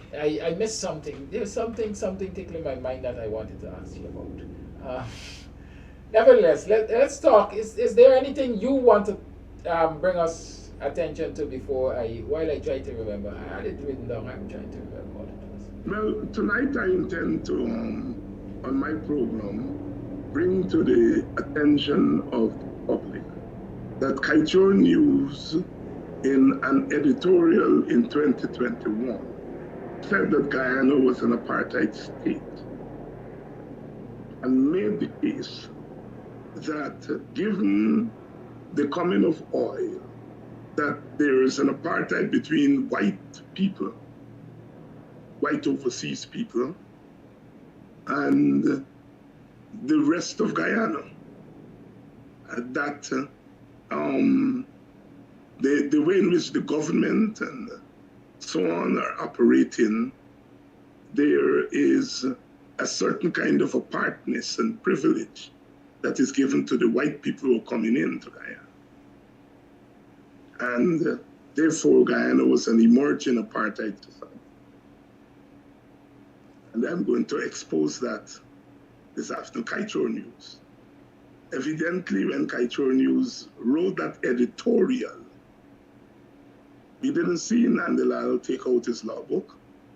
We didn't see all the Indian writers complaining. We didn't see the kind of excitement in the society. But when an African Guyanese organization says this very same thing, we see a totally opposite reaction from the government and its supporters and from the Attorney General. What does that tell us about the society we live in? Do we have equal right to free speech? Do we have equal protection of the law? Can some people declare, make certain declarations, and no one cares, no one does anything? And then when another set of people make the same declaration, they are threatened, the law books are thrown at them, they are called inciters. Was Kaichor News inciting racial violence when it said Guyana was an apartheid state? And if not, what did it say that is different from what Coffee 250 said? Tune in. Who's your guest? We don't have a guest yet. Okay. That's our discussion. All right. And you know, Dr. Hinds, on the same point of foreigners and so on being given preferential treatment, I've witnessed over the weekend there were at least 2 Facebook posts from citizens, right? One spoke about going to the Marriott, being invited to the Marriott for a drink, and what was witnessed there, and then that piqued his curiosity, and him or her, and they went to, I think, the Princess, and made some inquiries, some staff, and they were exposed to some nastiness. Indo-Guyanese or Indian patrons of Indo ancestry going to the Marriott, refusing to be served by black staff members, African Guyanese staff members, and stuff like that. And instructions coming from the management to give certain Indo-related businessmen and patrons preferential treatment, if I can call it that. There was also another post where one citizen was complaining of going to a resort on the highway, paying to go into the resort, and then being told that, listen, you can only use that small section of the creek because the whites, the EXXON related patrons are using that larger side, and you can't go anywhere close to them. So there is, in my mind, other pieces of evidence of apartheid Guyana. I don't know if you care to comment. No, I understand what is being said there, and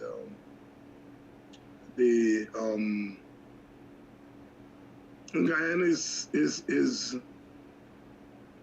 a dishonest place in many regards. That's all I'm prepared to say about it at the moment. It's okay to talk about black-white, apartheid, but not black-brown apartheid. And I am not going to make the conversation about black-white apartheid, as Skytrol News attempts to do, and that others are attempting to do in those posts that you cited. I'm not saying that those things are not important. We are talking about a state-sponsored black-brown apartheid. That black-white apartheid is there. The society never dropped it. It's a relic of white colonialism. It's there. White privilege is always a constant in these societies. And once white people begin to frequent these societies, there is going to be that. But our focus is on the state-sponsored black-brown apartheid. Thank you. It's now 30 minutes past the 8 o'clock hour. Let me inform viewers that the COI into the attempt to rig the elections, as they put it, the commissioners are retired Justice of Appeals Stanley John, former Attorney General, High Court Judge and Acting Justice of Appeal in the Eastern Caribbean, Godfrey Smith, former Chair and Chief Elections Commissioner of India, S.Y. Qureshi, and former Chancellor of the Judiciary, Carol Singh. Those are the four justices, judges, commissioners that will be sitting on that commission. Of note, some of the Western diplomats did attend the swearing-in ceremony yesterday. Certainly, what's her name was there? Sarah Lynch. And talking about that, the U.S. has identified a new ambassador for Guyana, Dr. Hinds. Have you seen her credentials, and what do you think about that choice? That's not my area of interest. It's not an issue that I have put a lot of store in. I appreciate that other people think that those things are of maximum importance. I don't feel the same way, and I have never used my energies to criticize the U.S. ambassador. Miss Lynch, I know better, because let me be very clear: the Americans are not sending an ambassador to help Guyanese.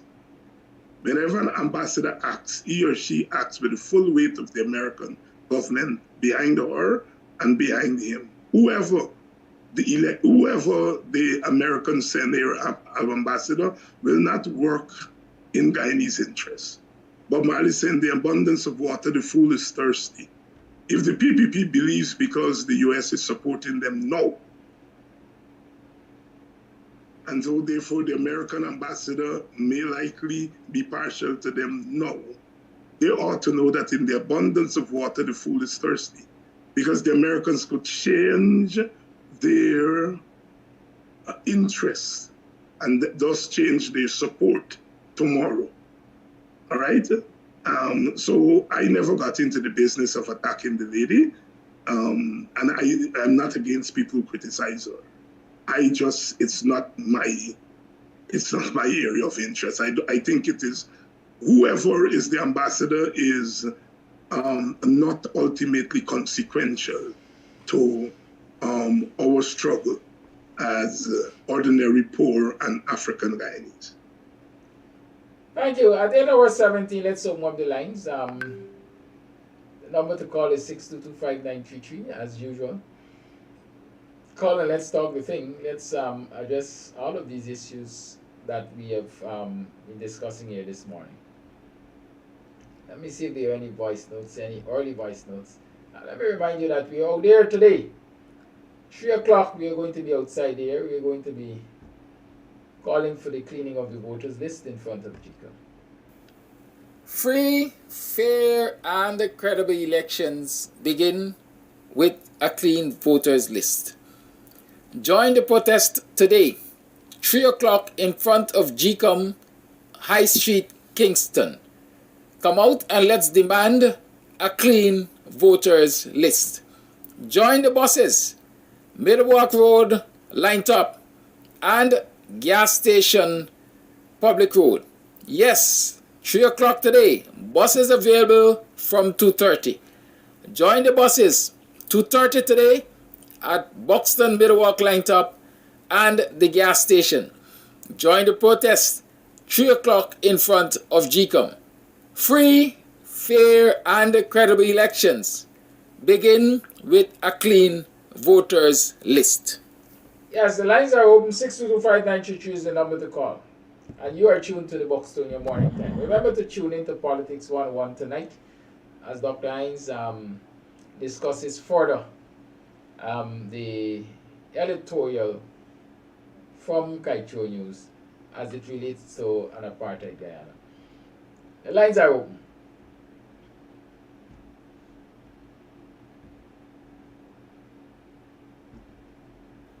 Kissed by the warm breezes of the Caribbean, this orange beauty has 3 bedrooms, 2 bathrooms, large modern kitchen, and a living room with an open concept.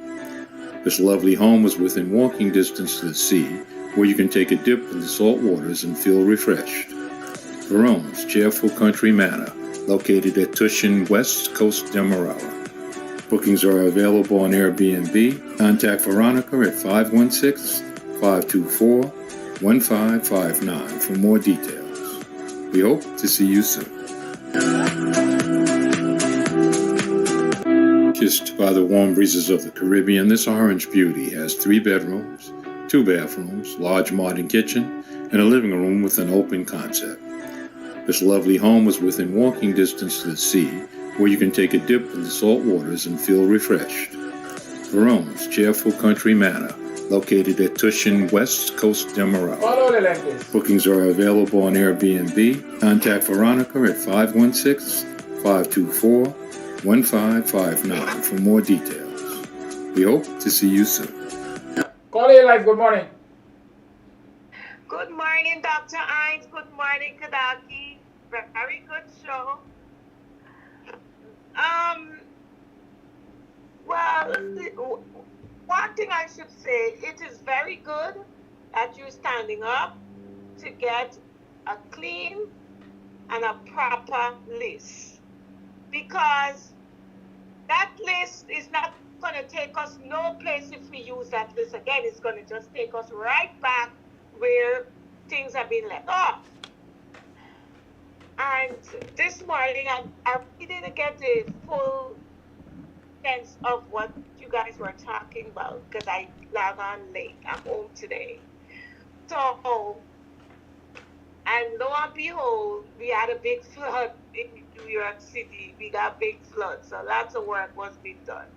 Anyway, get back to the program now. I want to ask a question to you and Dr. Ann. I don't know if you had listened to the program. It was on Mark Benchcraft's program, I think a month ago. There's this young man that always be on his show, and he talks about like what the American really wants, and he said now the Americans is going to get involved because China is really stepping in. China is taking this and doing that, and this is how the Americans feel. So now they're going to get involved. And the reason why the American government bring them in is because of China. So he's saying that if America really stepped in and Dr. Halley and the other one does not go along with what the Americans are saying, they're going to be heavy sanction on Guyanese, and we're the one who's going to feel the blunt of it because like food and all this kind of stuff, they would put heavy sanction on us. And the reason why they want them out is because if they're going to do any investment there, they have their spy camera and they do not want them to see and know how much money they're spending there, because what the program that what they are using, they can infiltrate and get to know American business. So they're going to bring AT&T in the country. Did you guys hear anything about that? No, I didn't hear the program, but I know for a fact there's always this quote unquote competition and concern when it comes to the US and China. The US is always concerned about China providing, for example, ICT equipment to countries like Guyana, and because Yes, the it's US is I even usually in concerned ex because yes. they claim that China includes this spyware inside that can actually collect critical information between the US Yes, and yes.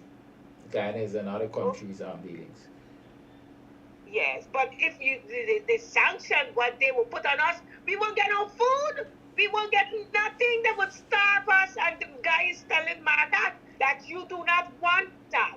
So if Dr. Ali and that Joe does not apply to what they want, and then he even talked, he said the Americans, they would come in, they would train us, from the different sectors that we have there, they would implicate and put in proper things, because he said, did you see how many people died in TV and no one knew about it? They allow that because they don't care. All they did, they just bring in people to look after their people, and that's about it. It was a clean mouth cover up story. If the other people didn't sue them, nobody would have known this. So that's what he's trying to explain. And I was shocked. I didn't know they got such thing going on in that place until one of your workers, one of your viewer had called in a few months ago and say she have some information to give you about some things that was going on out that side. And I was it was like so shocked to know that these people are going to come in our country and cause such a conflict that we would not able to get food if they put a sanction on us. But what is going on? It's only about money. It's not about love for your country. And what do people love in their country? All the Caribbean islands, people have love for their country. Look at Barbados. They didn't take one page out of your page and look and see what they're doing for your country, and look to see what the Americans doing for their country. Oh my God, I can't believe it. That thing got me so, I was supposed to call you a long time ago and ask if you hear that. Oh my God, that is so terrible for us. For we, if they realize that they're not going to budge, they still want China is involved. And you mean to tell me that these people are going to make this happen to our country? Starve we weren't able to buy food, put sanctions on us. There's certain things we wouldn't even be able to get. That's what the guy was explaining to Mark, if they do not pay attention to what the American is asking of them. Thank you, caller. All right, have a good day. You too. Okay, is there anything you care to comment on? No. Okay. The lines remain open. 6225933 is the number to call. I don't think the PPP is really afraid of sanctions. The Granger administration was afraid of sanctions. But the reality is when governments sanction other countries, sometimes hardship comes, and the hardship usually is borne by the masses. While many of us talk about Burnham banning this and Burnham banning that, a lot of those the unavailabilities, if I can call them that, was as a result of Guyana being sanctioned. Good Good morning, Kedaki, and good morning, Dr. Hans. Well, I voiced my opinion in typing about the real disgust of Guyanese who are living in Guyana at this moment. Every day, all through the lives, our lives, whether it be you, Gavin, or Rickford Burke, boots on the ground, boots on the ground. And whenever these people get the opportunity to put boots on the ground, they are never there. When they had the thing at Burnham Court, lots of people, oh, now the fire starts and we must continue. If we continue after Burnham Court to call out these same typing boots on the ground people, but they have been there. You announce the thing, you change it from Monday to sue them for Tuesday, and still they did not go yesterday. You know, when things like that, it does mash up the few who are trying to hold the struggle. Because when we go there as a small body, we could be attacked and all kinds of things could happen to us. And when you see the end time come and we become victorious, all of them will sit down on the phone and tie boots on the ground. They first go around, first thing they're going to get energy. Because we would be better beaten and tired, we foot wear out, we backbone and bust up from the sun. And they're going to run and grab the price, and we will not have nothing. Anyway, now congrats to Minister Jordan. And Minister Jordan, I know you're listening from some part of your house. Take Anil to court. If Anil does not have money to pay you, as a nurse I could remember I had a problem. And one of my patients was a coolie man. And he said, nurse, see, when you and people got court, you carry them a court. And he said, when you see you get judgment over them, you let a judge tell them, walk and pay you. He said, as long as them walk, all them money could be yours because I'm going to give you all your money. That is what Minister Jordan got to do to Nandalal. And I think it's time that Nandalal come off this place because they say Basil didn't used to win no case. But Basil makes certain he didn't go into court. But every case that Nandalal carries to the courts, he is losing in them. And even onto those papers that he won from GCOM, it's going to come back to haunt him because he will still lose. Because right now, he losing. Coming back to in front. I don't really look at in front.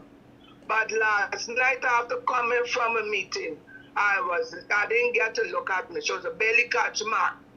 Anyhow, flipping through Facebook, I noticed him in a big body of water. I think was his son.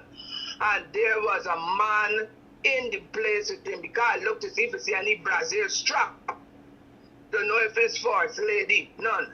No wonder whenever he goes on any podium, he looks to attack black men, African men, with the vicious venom that he has in him. Because whenever you see men, most African men, who he attack, when they go out, you see them with their significant others, a female, but you don't really see that. So as he cannot get that, he is always attacking African men. Last, now you know we got these problems where the government trying to make you soup drinkers. I am speaking because Den Amstel is going down the road. I talk the story steady.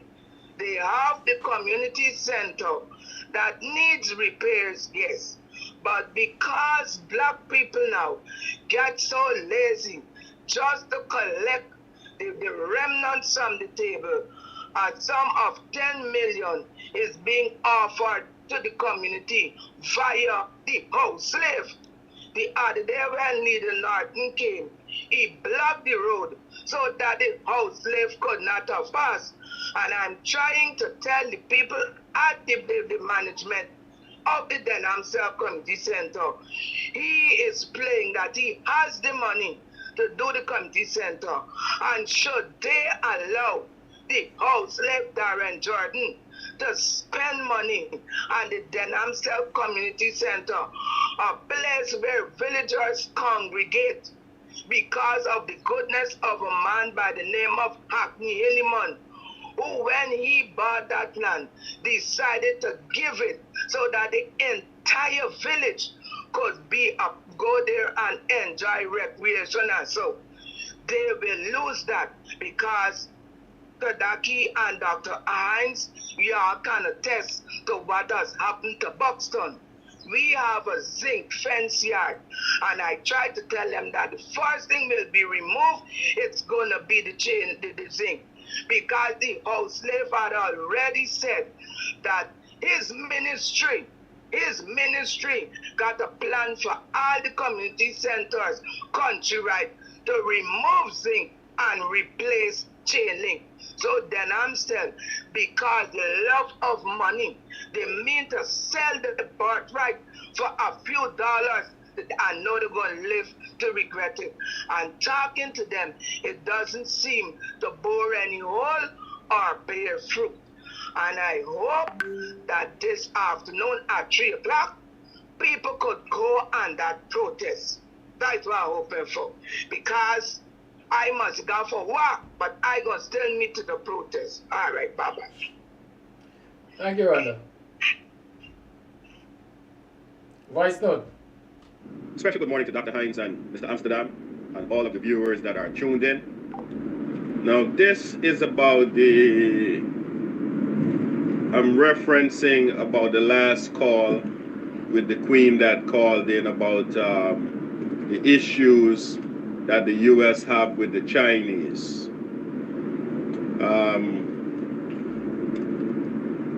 So here what's going on. According to what I have heard on the program that Mark did,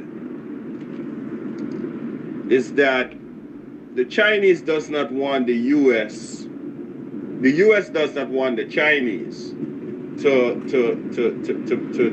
be doing business in Guyana. The Indian government have been giving the Chinese a whole lot of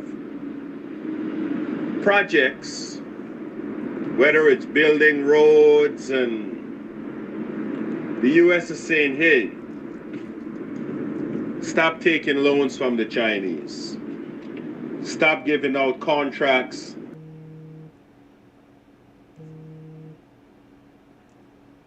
Call over the line. To the Chinese.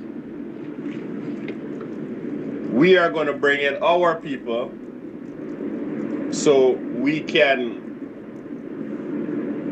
bring a whole lot of business to Guyana.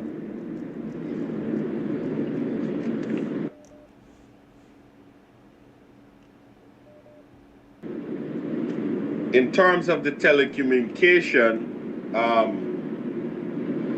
China goes into Africa and all these Caribbean countries, and they spy on all of your, they steal all of your information. So the U.S. is trying to curve that pattern of behavior, or that pattern of doing business. And I think when they called Jack Dio and Ali, was to warn them. And when callers call in, do not refer these people as no doctors. These people aren't no doctors. They don't have no degrees that giving them the title of doctors, right? These are a set of crooks. Illegitimate crooks. That's what they are. Anyway. Thank you for that voice note. The lines remain open. 6225933 is the number to call. I know we had a caller. It would seem that the person hung up.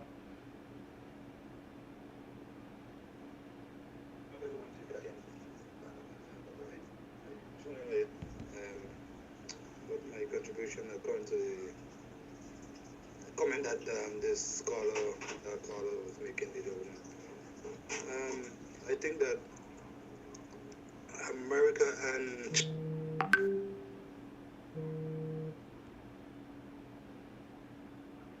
Call over the line, please. Call over the line, please. Okay. China has interest in Guyana, as Kidaki rightly said. We're more in the Western Hemisphere, so America feels that they could control us easily. Politicians will understand these kind of things. The people understand it. They do understand these kind of things. But the problem is that they will give you the vibe sometimes like they don't understand or they're going against, because these are all diplomacy from all of these countries, and sometimes it's hard for the ordinary man to read through it and to understand it directly. But what I do know, what I kind of thinking is that both the PPP, even the opposition, and all of these political parties and other countries, they understand. They know what's up. They understand it. They understand. They know how they got to play the game. It's programs like you guys' program who will tell it how it is, what Mark Ben Scott, because they will get into it and, make it clear for the ordinary listeners like us. But, as I said, in this place Guyana find itself in, it's very difficult, as Dr. Hinds said, for the ordinary man to understand it. He always say that, it's very hard, it's very difficult.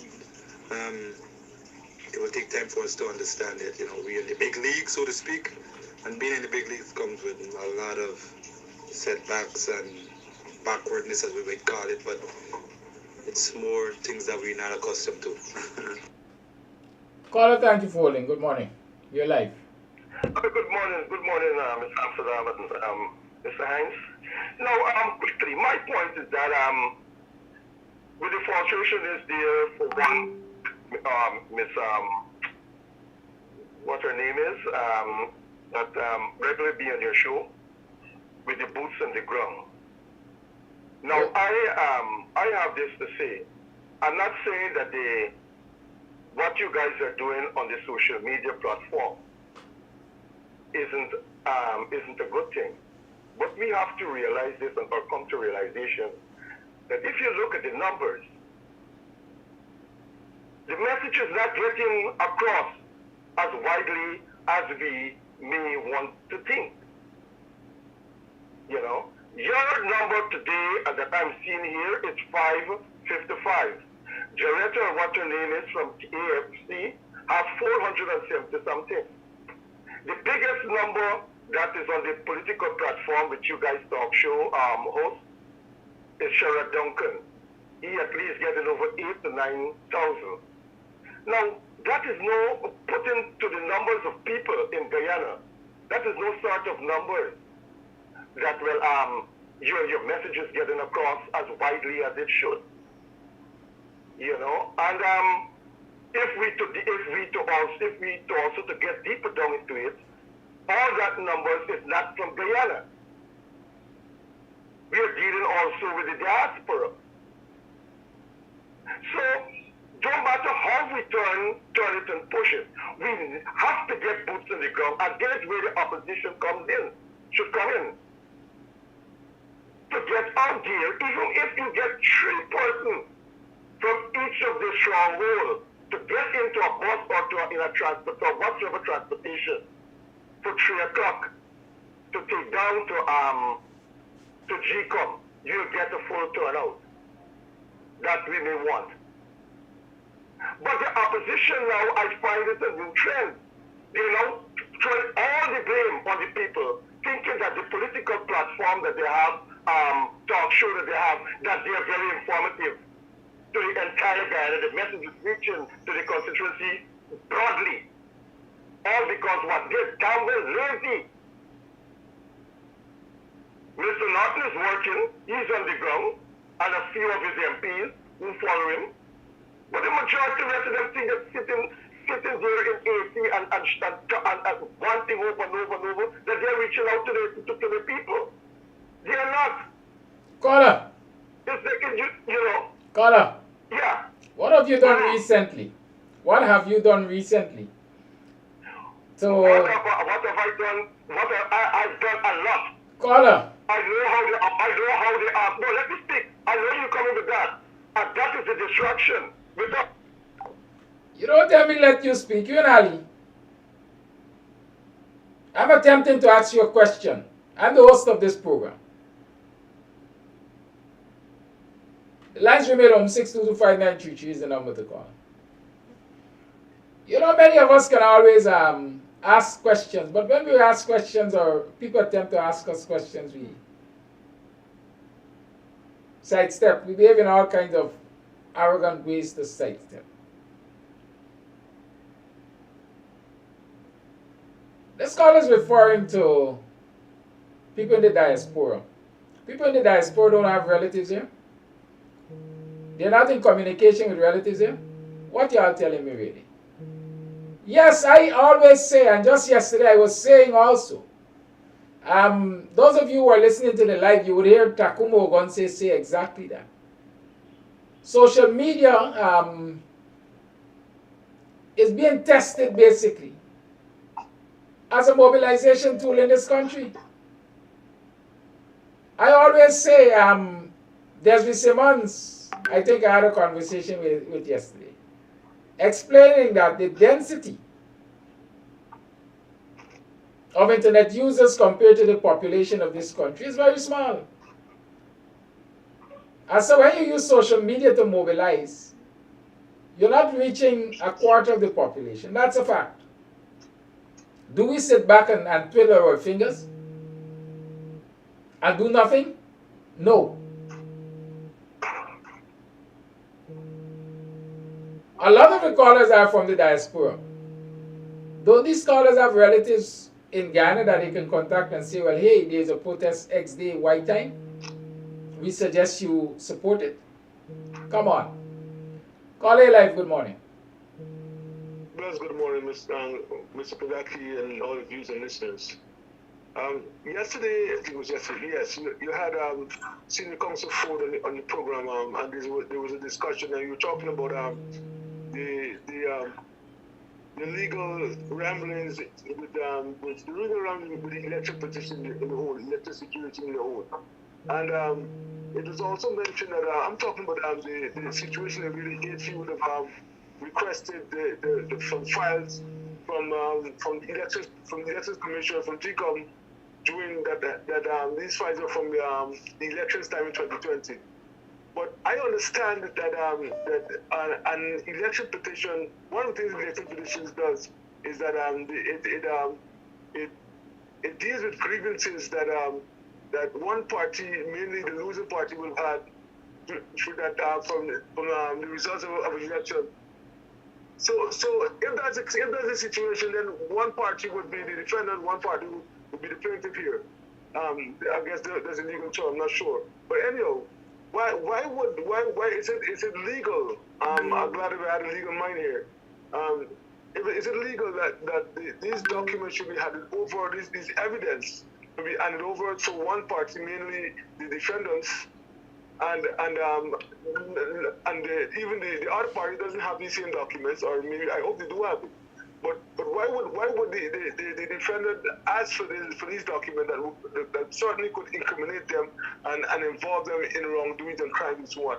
And I don't know if it's legal that for this document to be given over to them.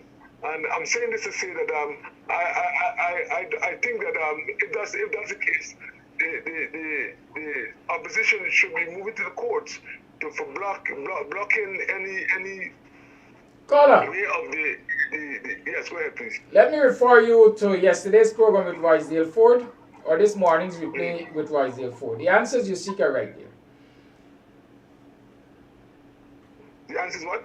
The answers you're seeking are right there in that program. Okay, but the thing is that I don't know if they've moved to the court to block them again the permit these documents. These No moves were made to the court to deal with this issue. But again, I'm saying the answer is right there. Roysdale Ford had an in-depth explanation. In short, he's saying, listen, he believes that it is something that could be challenged in court, but the opposition has to weigh, as I would say, advantages versus disadvantages of tying up its resources dealing with this particular matter. Right? What is to be gained as against what is to be lost? Sometimes you go to court on it, you have a victory, but it's a pyrrhic victory. It costs you too much. You could be using that resource to deal with something else. That's my understanding in short. Okay, well, I didn't hear the entire thing yesterday, but And that is why I refer you to the program, so you can get the benefit of all of the explanations. Okay, I appreciate it. Thanks for your time. You're welcome. Bye. Caller live, good morning. Caller, you're live, good morning. Hi, Kanaki. Hello, good morning. Caller, you're live, good morning. Good morning. Hello? Caller, you are live, good morning. Hi, good morning. Hi, Kanaki.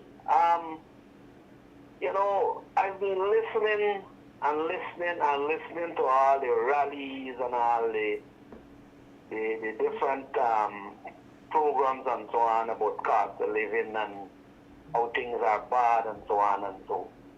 Why the opposition leader, Abiy Norton, don't join Glenn Lal in his daily protest? That man has been having a protest for about 3 months at the Square of the Revolution, every Monday to Friday, from 10 to 12, and at the Houston Showbiz area. I think he called it off right now. But Abiy Norton, don't join that man and go out there and protest. And if we get more money from the oil contract, let's say renegotiation back of the contract, that's what we want. Caller. If we get that, we get more money, and the Guyanese people get more money. But Abiy Norton is saying that he never fund up. Caller, let me ask you this. Yeah. All of the hundreds of billions that we're getting right now from oil money. We getting crumbs. We getting the crumbs. Caller, Crumbs. the crumbs is equal to hundreds of billions. Am I right? We can get more. Caller, I know we can get more, but I'm asking you what we're getting right now. We're getting hundreds of billions. People, all right, okay, I understand. But people like you. Caller, listen. This morning I ain't in the mood. I ain't in the mood. You either having a conversation with me or, I ain't in the mood.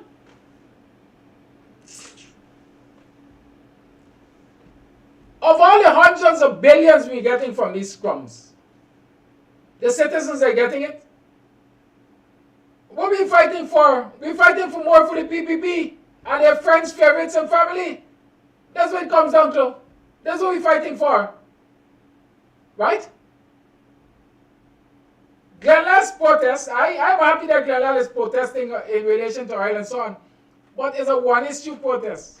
It's about oil and the oil contract and getting more money from the oil deals.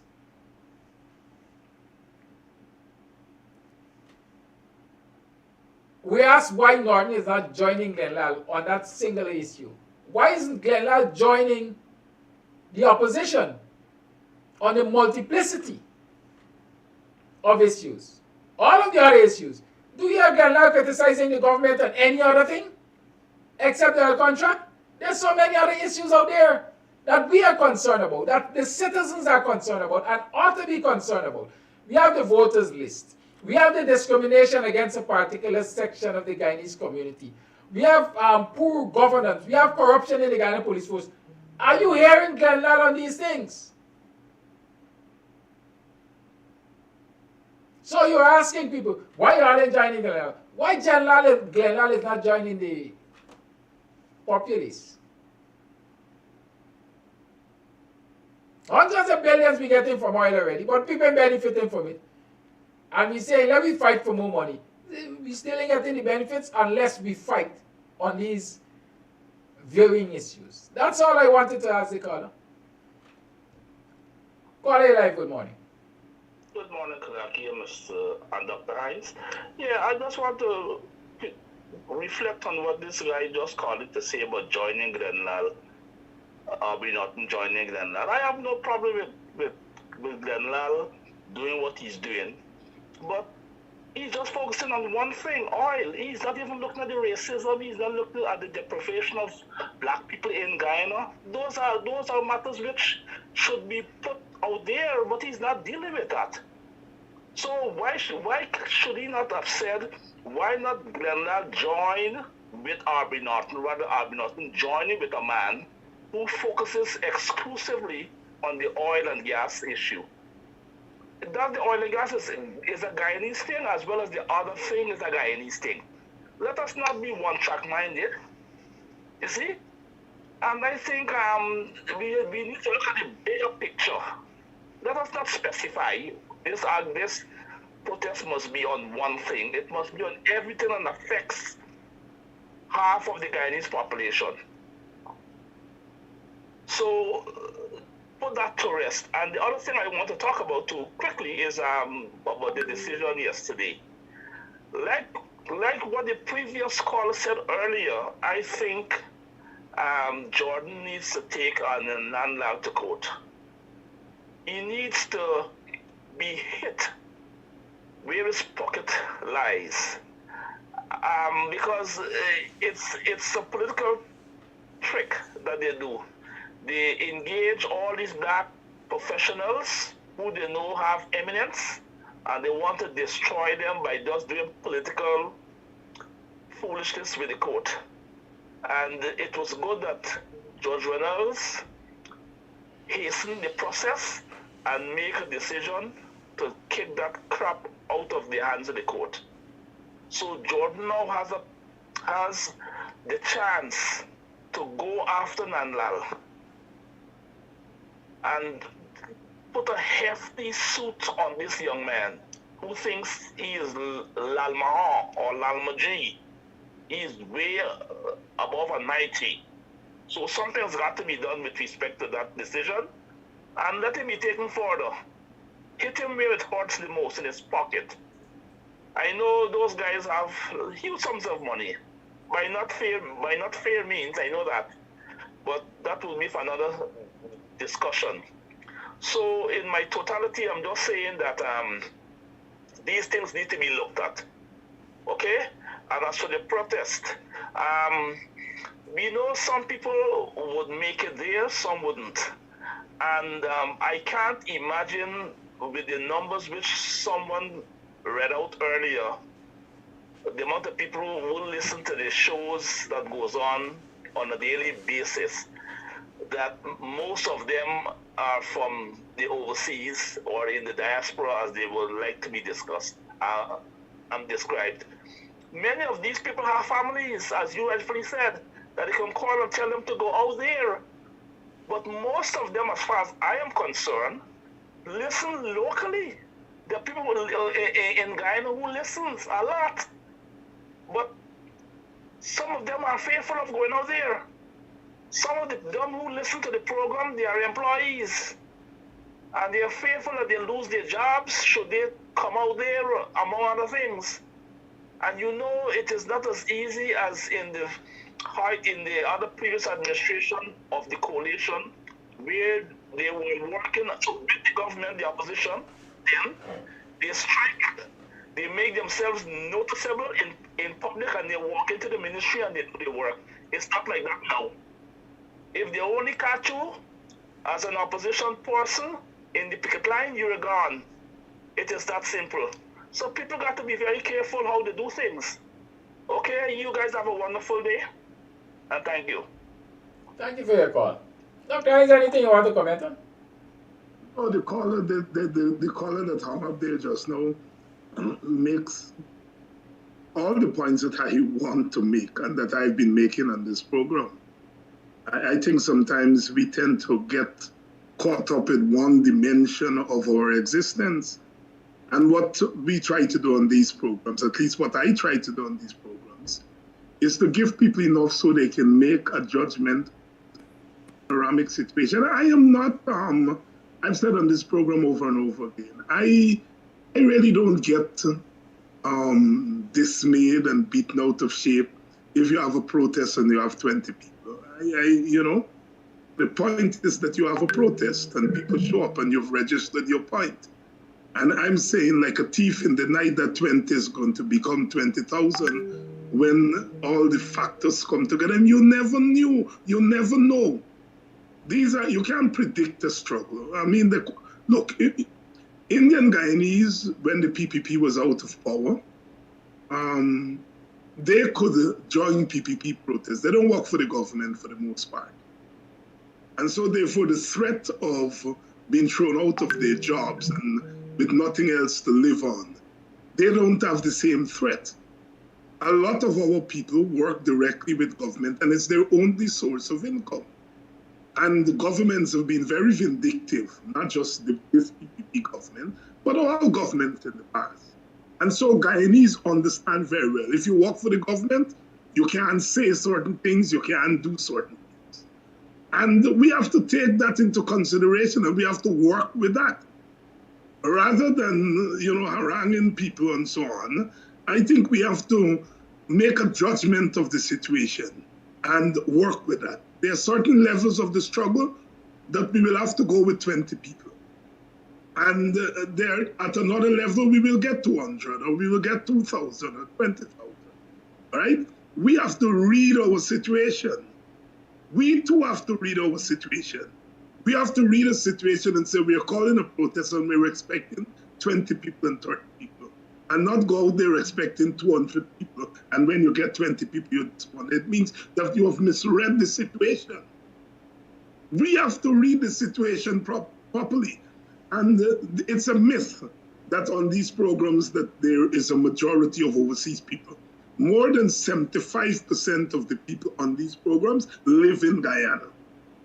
Live in Guyana, right? You look at the data and it tells you where people are tuning into the programs. And when you walk Guyana, and there are a number of ordinary people who stop you in those villages and in parts of the town and say, oh, I see you last night, and so on. You're amazed. When I was in Guyana for the last 3-4 months, I would finish my program and walk in the village or go in the village to hang out there in the village, and people will repeat word for word what they just hear me say on the program. So people are watching the program. I think I understand. You call a protest, say you get 20 people, and you say, well, look, there were 2,000 people on the show last night, and they didn't go up to the protest. I understand the disappointment, but it could mean that we misread the situation in expecting 200 people at 2 o'clock or 3 o'clock in the middle of the day in Georgetown. If you're going on a protest, and you have to be realistic about what you expect, because you have to read the situation. You, Kanaki, you know very well that we were involved in some activities in the last couple of months. I don't wish to say publicly which activities, but you know that we sat down and we figured out what is the maximum number of people we are expecting. And then we went to the event and we get 2 times what we were expecting. But the fact that we sat down and looked at all the factors and said, this is what we expect, that's the work of political activists. You can't go on a protest expecting 200 people, and then you get 20 and you're disappointed. I mean that you have not done your homework. Time, place, who called the protest? Let's be realistic. If the PNC called that protest there, they're going to get more than 20 people, because they have a certain cadre of protesters, a certain core of protesters. Whenever there is a PNC protest, they have a core of people. I don't want to call the numbers, but they're there. And we have to say, give thanks that, we call a protest and you get 20 people. We can only grow on that 20. You have to have your constituency. It is your core constituency that comes out to protest in a hard guava season. And we are in a hard guava season right now. So it's your core. It's your core. Teacher George used to say, oh God, by me dep on my bearings. Right now we on my bearings. We on our bearings, and it's your core that's going to come out. I am guaranteeing you that if they call a national election tomorrow, you'll get road full people. We have to understand context, right? And don't don't, I understand. I don't want to feel that those who are disappointed at who came out yesterday, that they're stupid. That's not what I'm saying. But I'm saying that we have to be realistic sometimes, but not sometimes, all the time. We have to be realistic. This is hard guava season for the opposition. We bearings. Everything is against us. We don't have government, so we can't give people resources. We have a police force that is working hand in hand with the government. We have external forces that, despite everything that they're saying, they're still supporting the government. We have people who are vulnerable given that they're working for the government. With our bearings, and you get 20 people in the middle of the day who come out and make a statement, give thanks. Because you're really opening a new core. All right?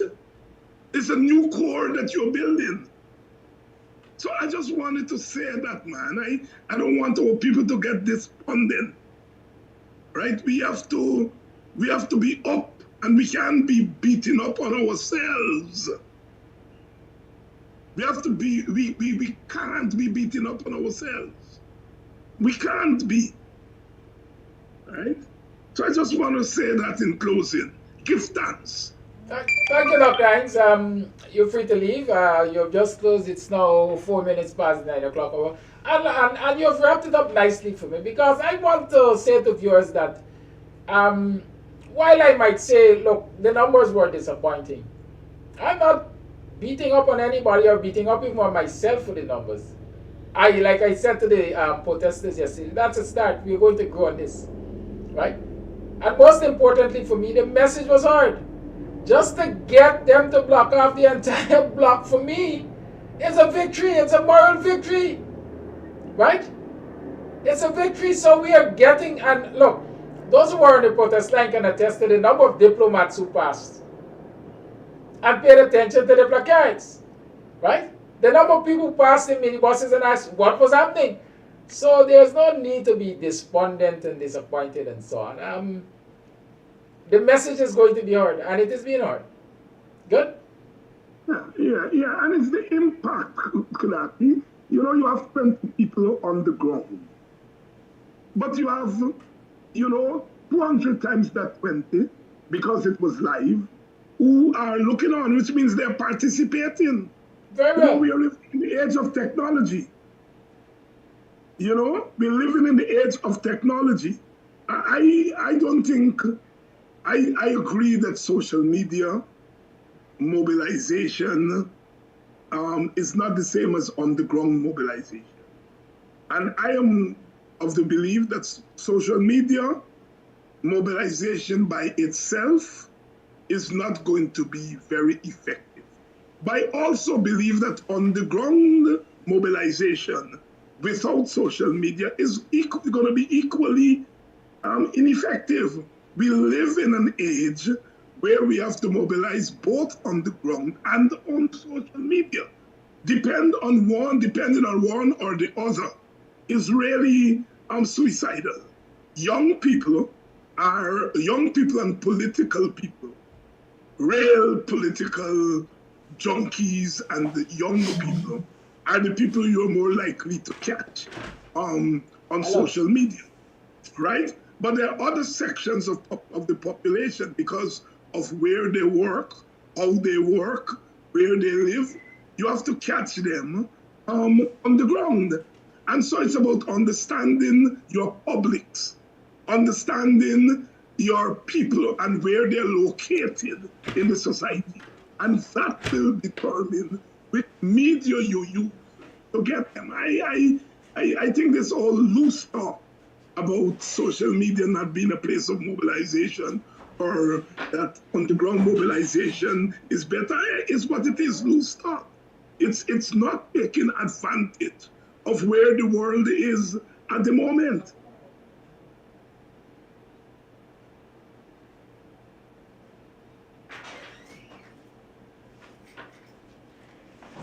Thank you, Dr. Hinds. Thank you. Thank you, viewers, for tuning in. It is now 7 minutes past the 9 o'clock hour. And so let me remind you, we are going to be out there at GCOM again 3 o'clock this afternoon. And of course, those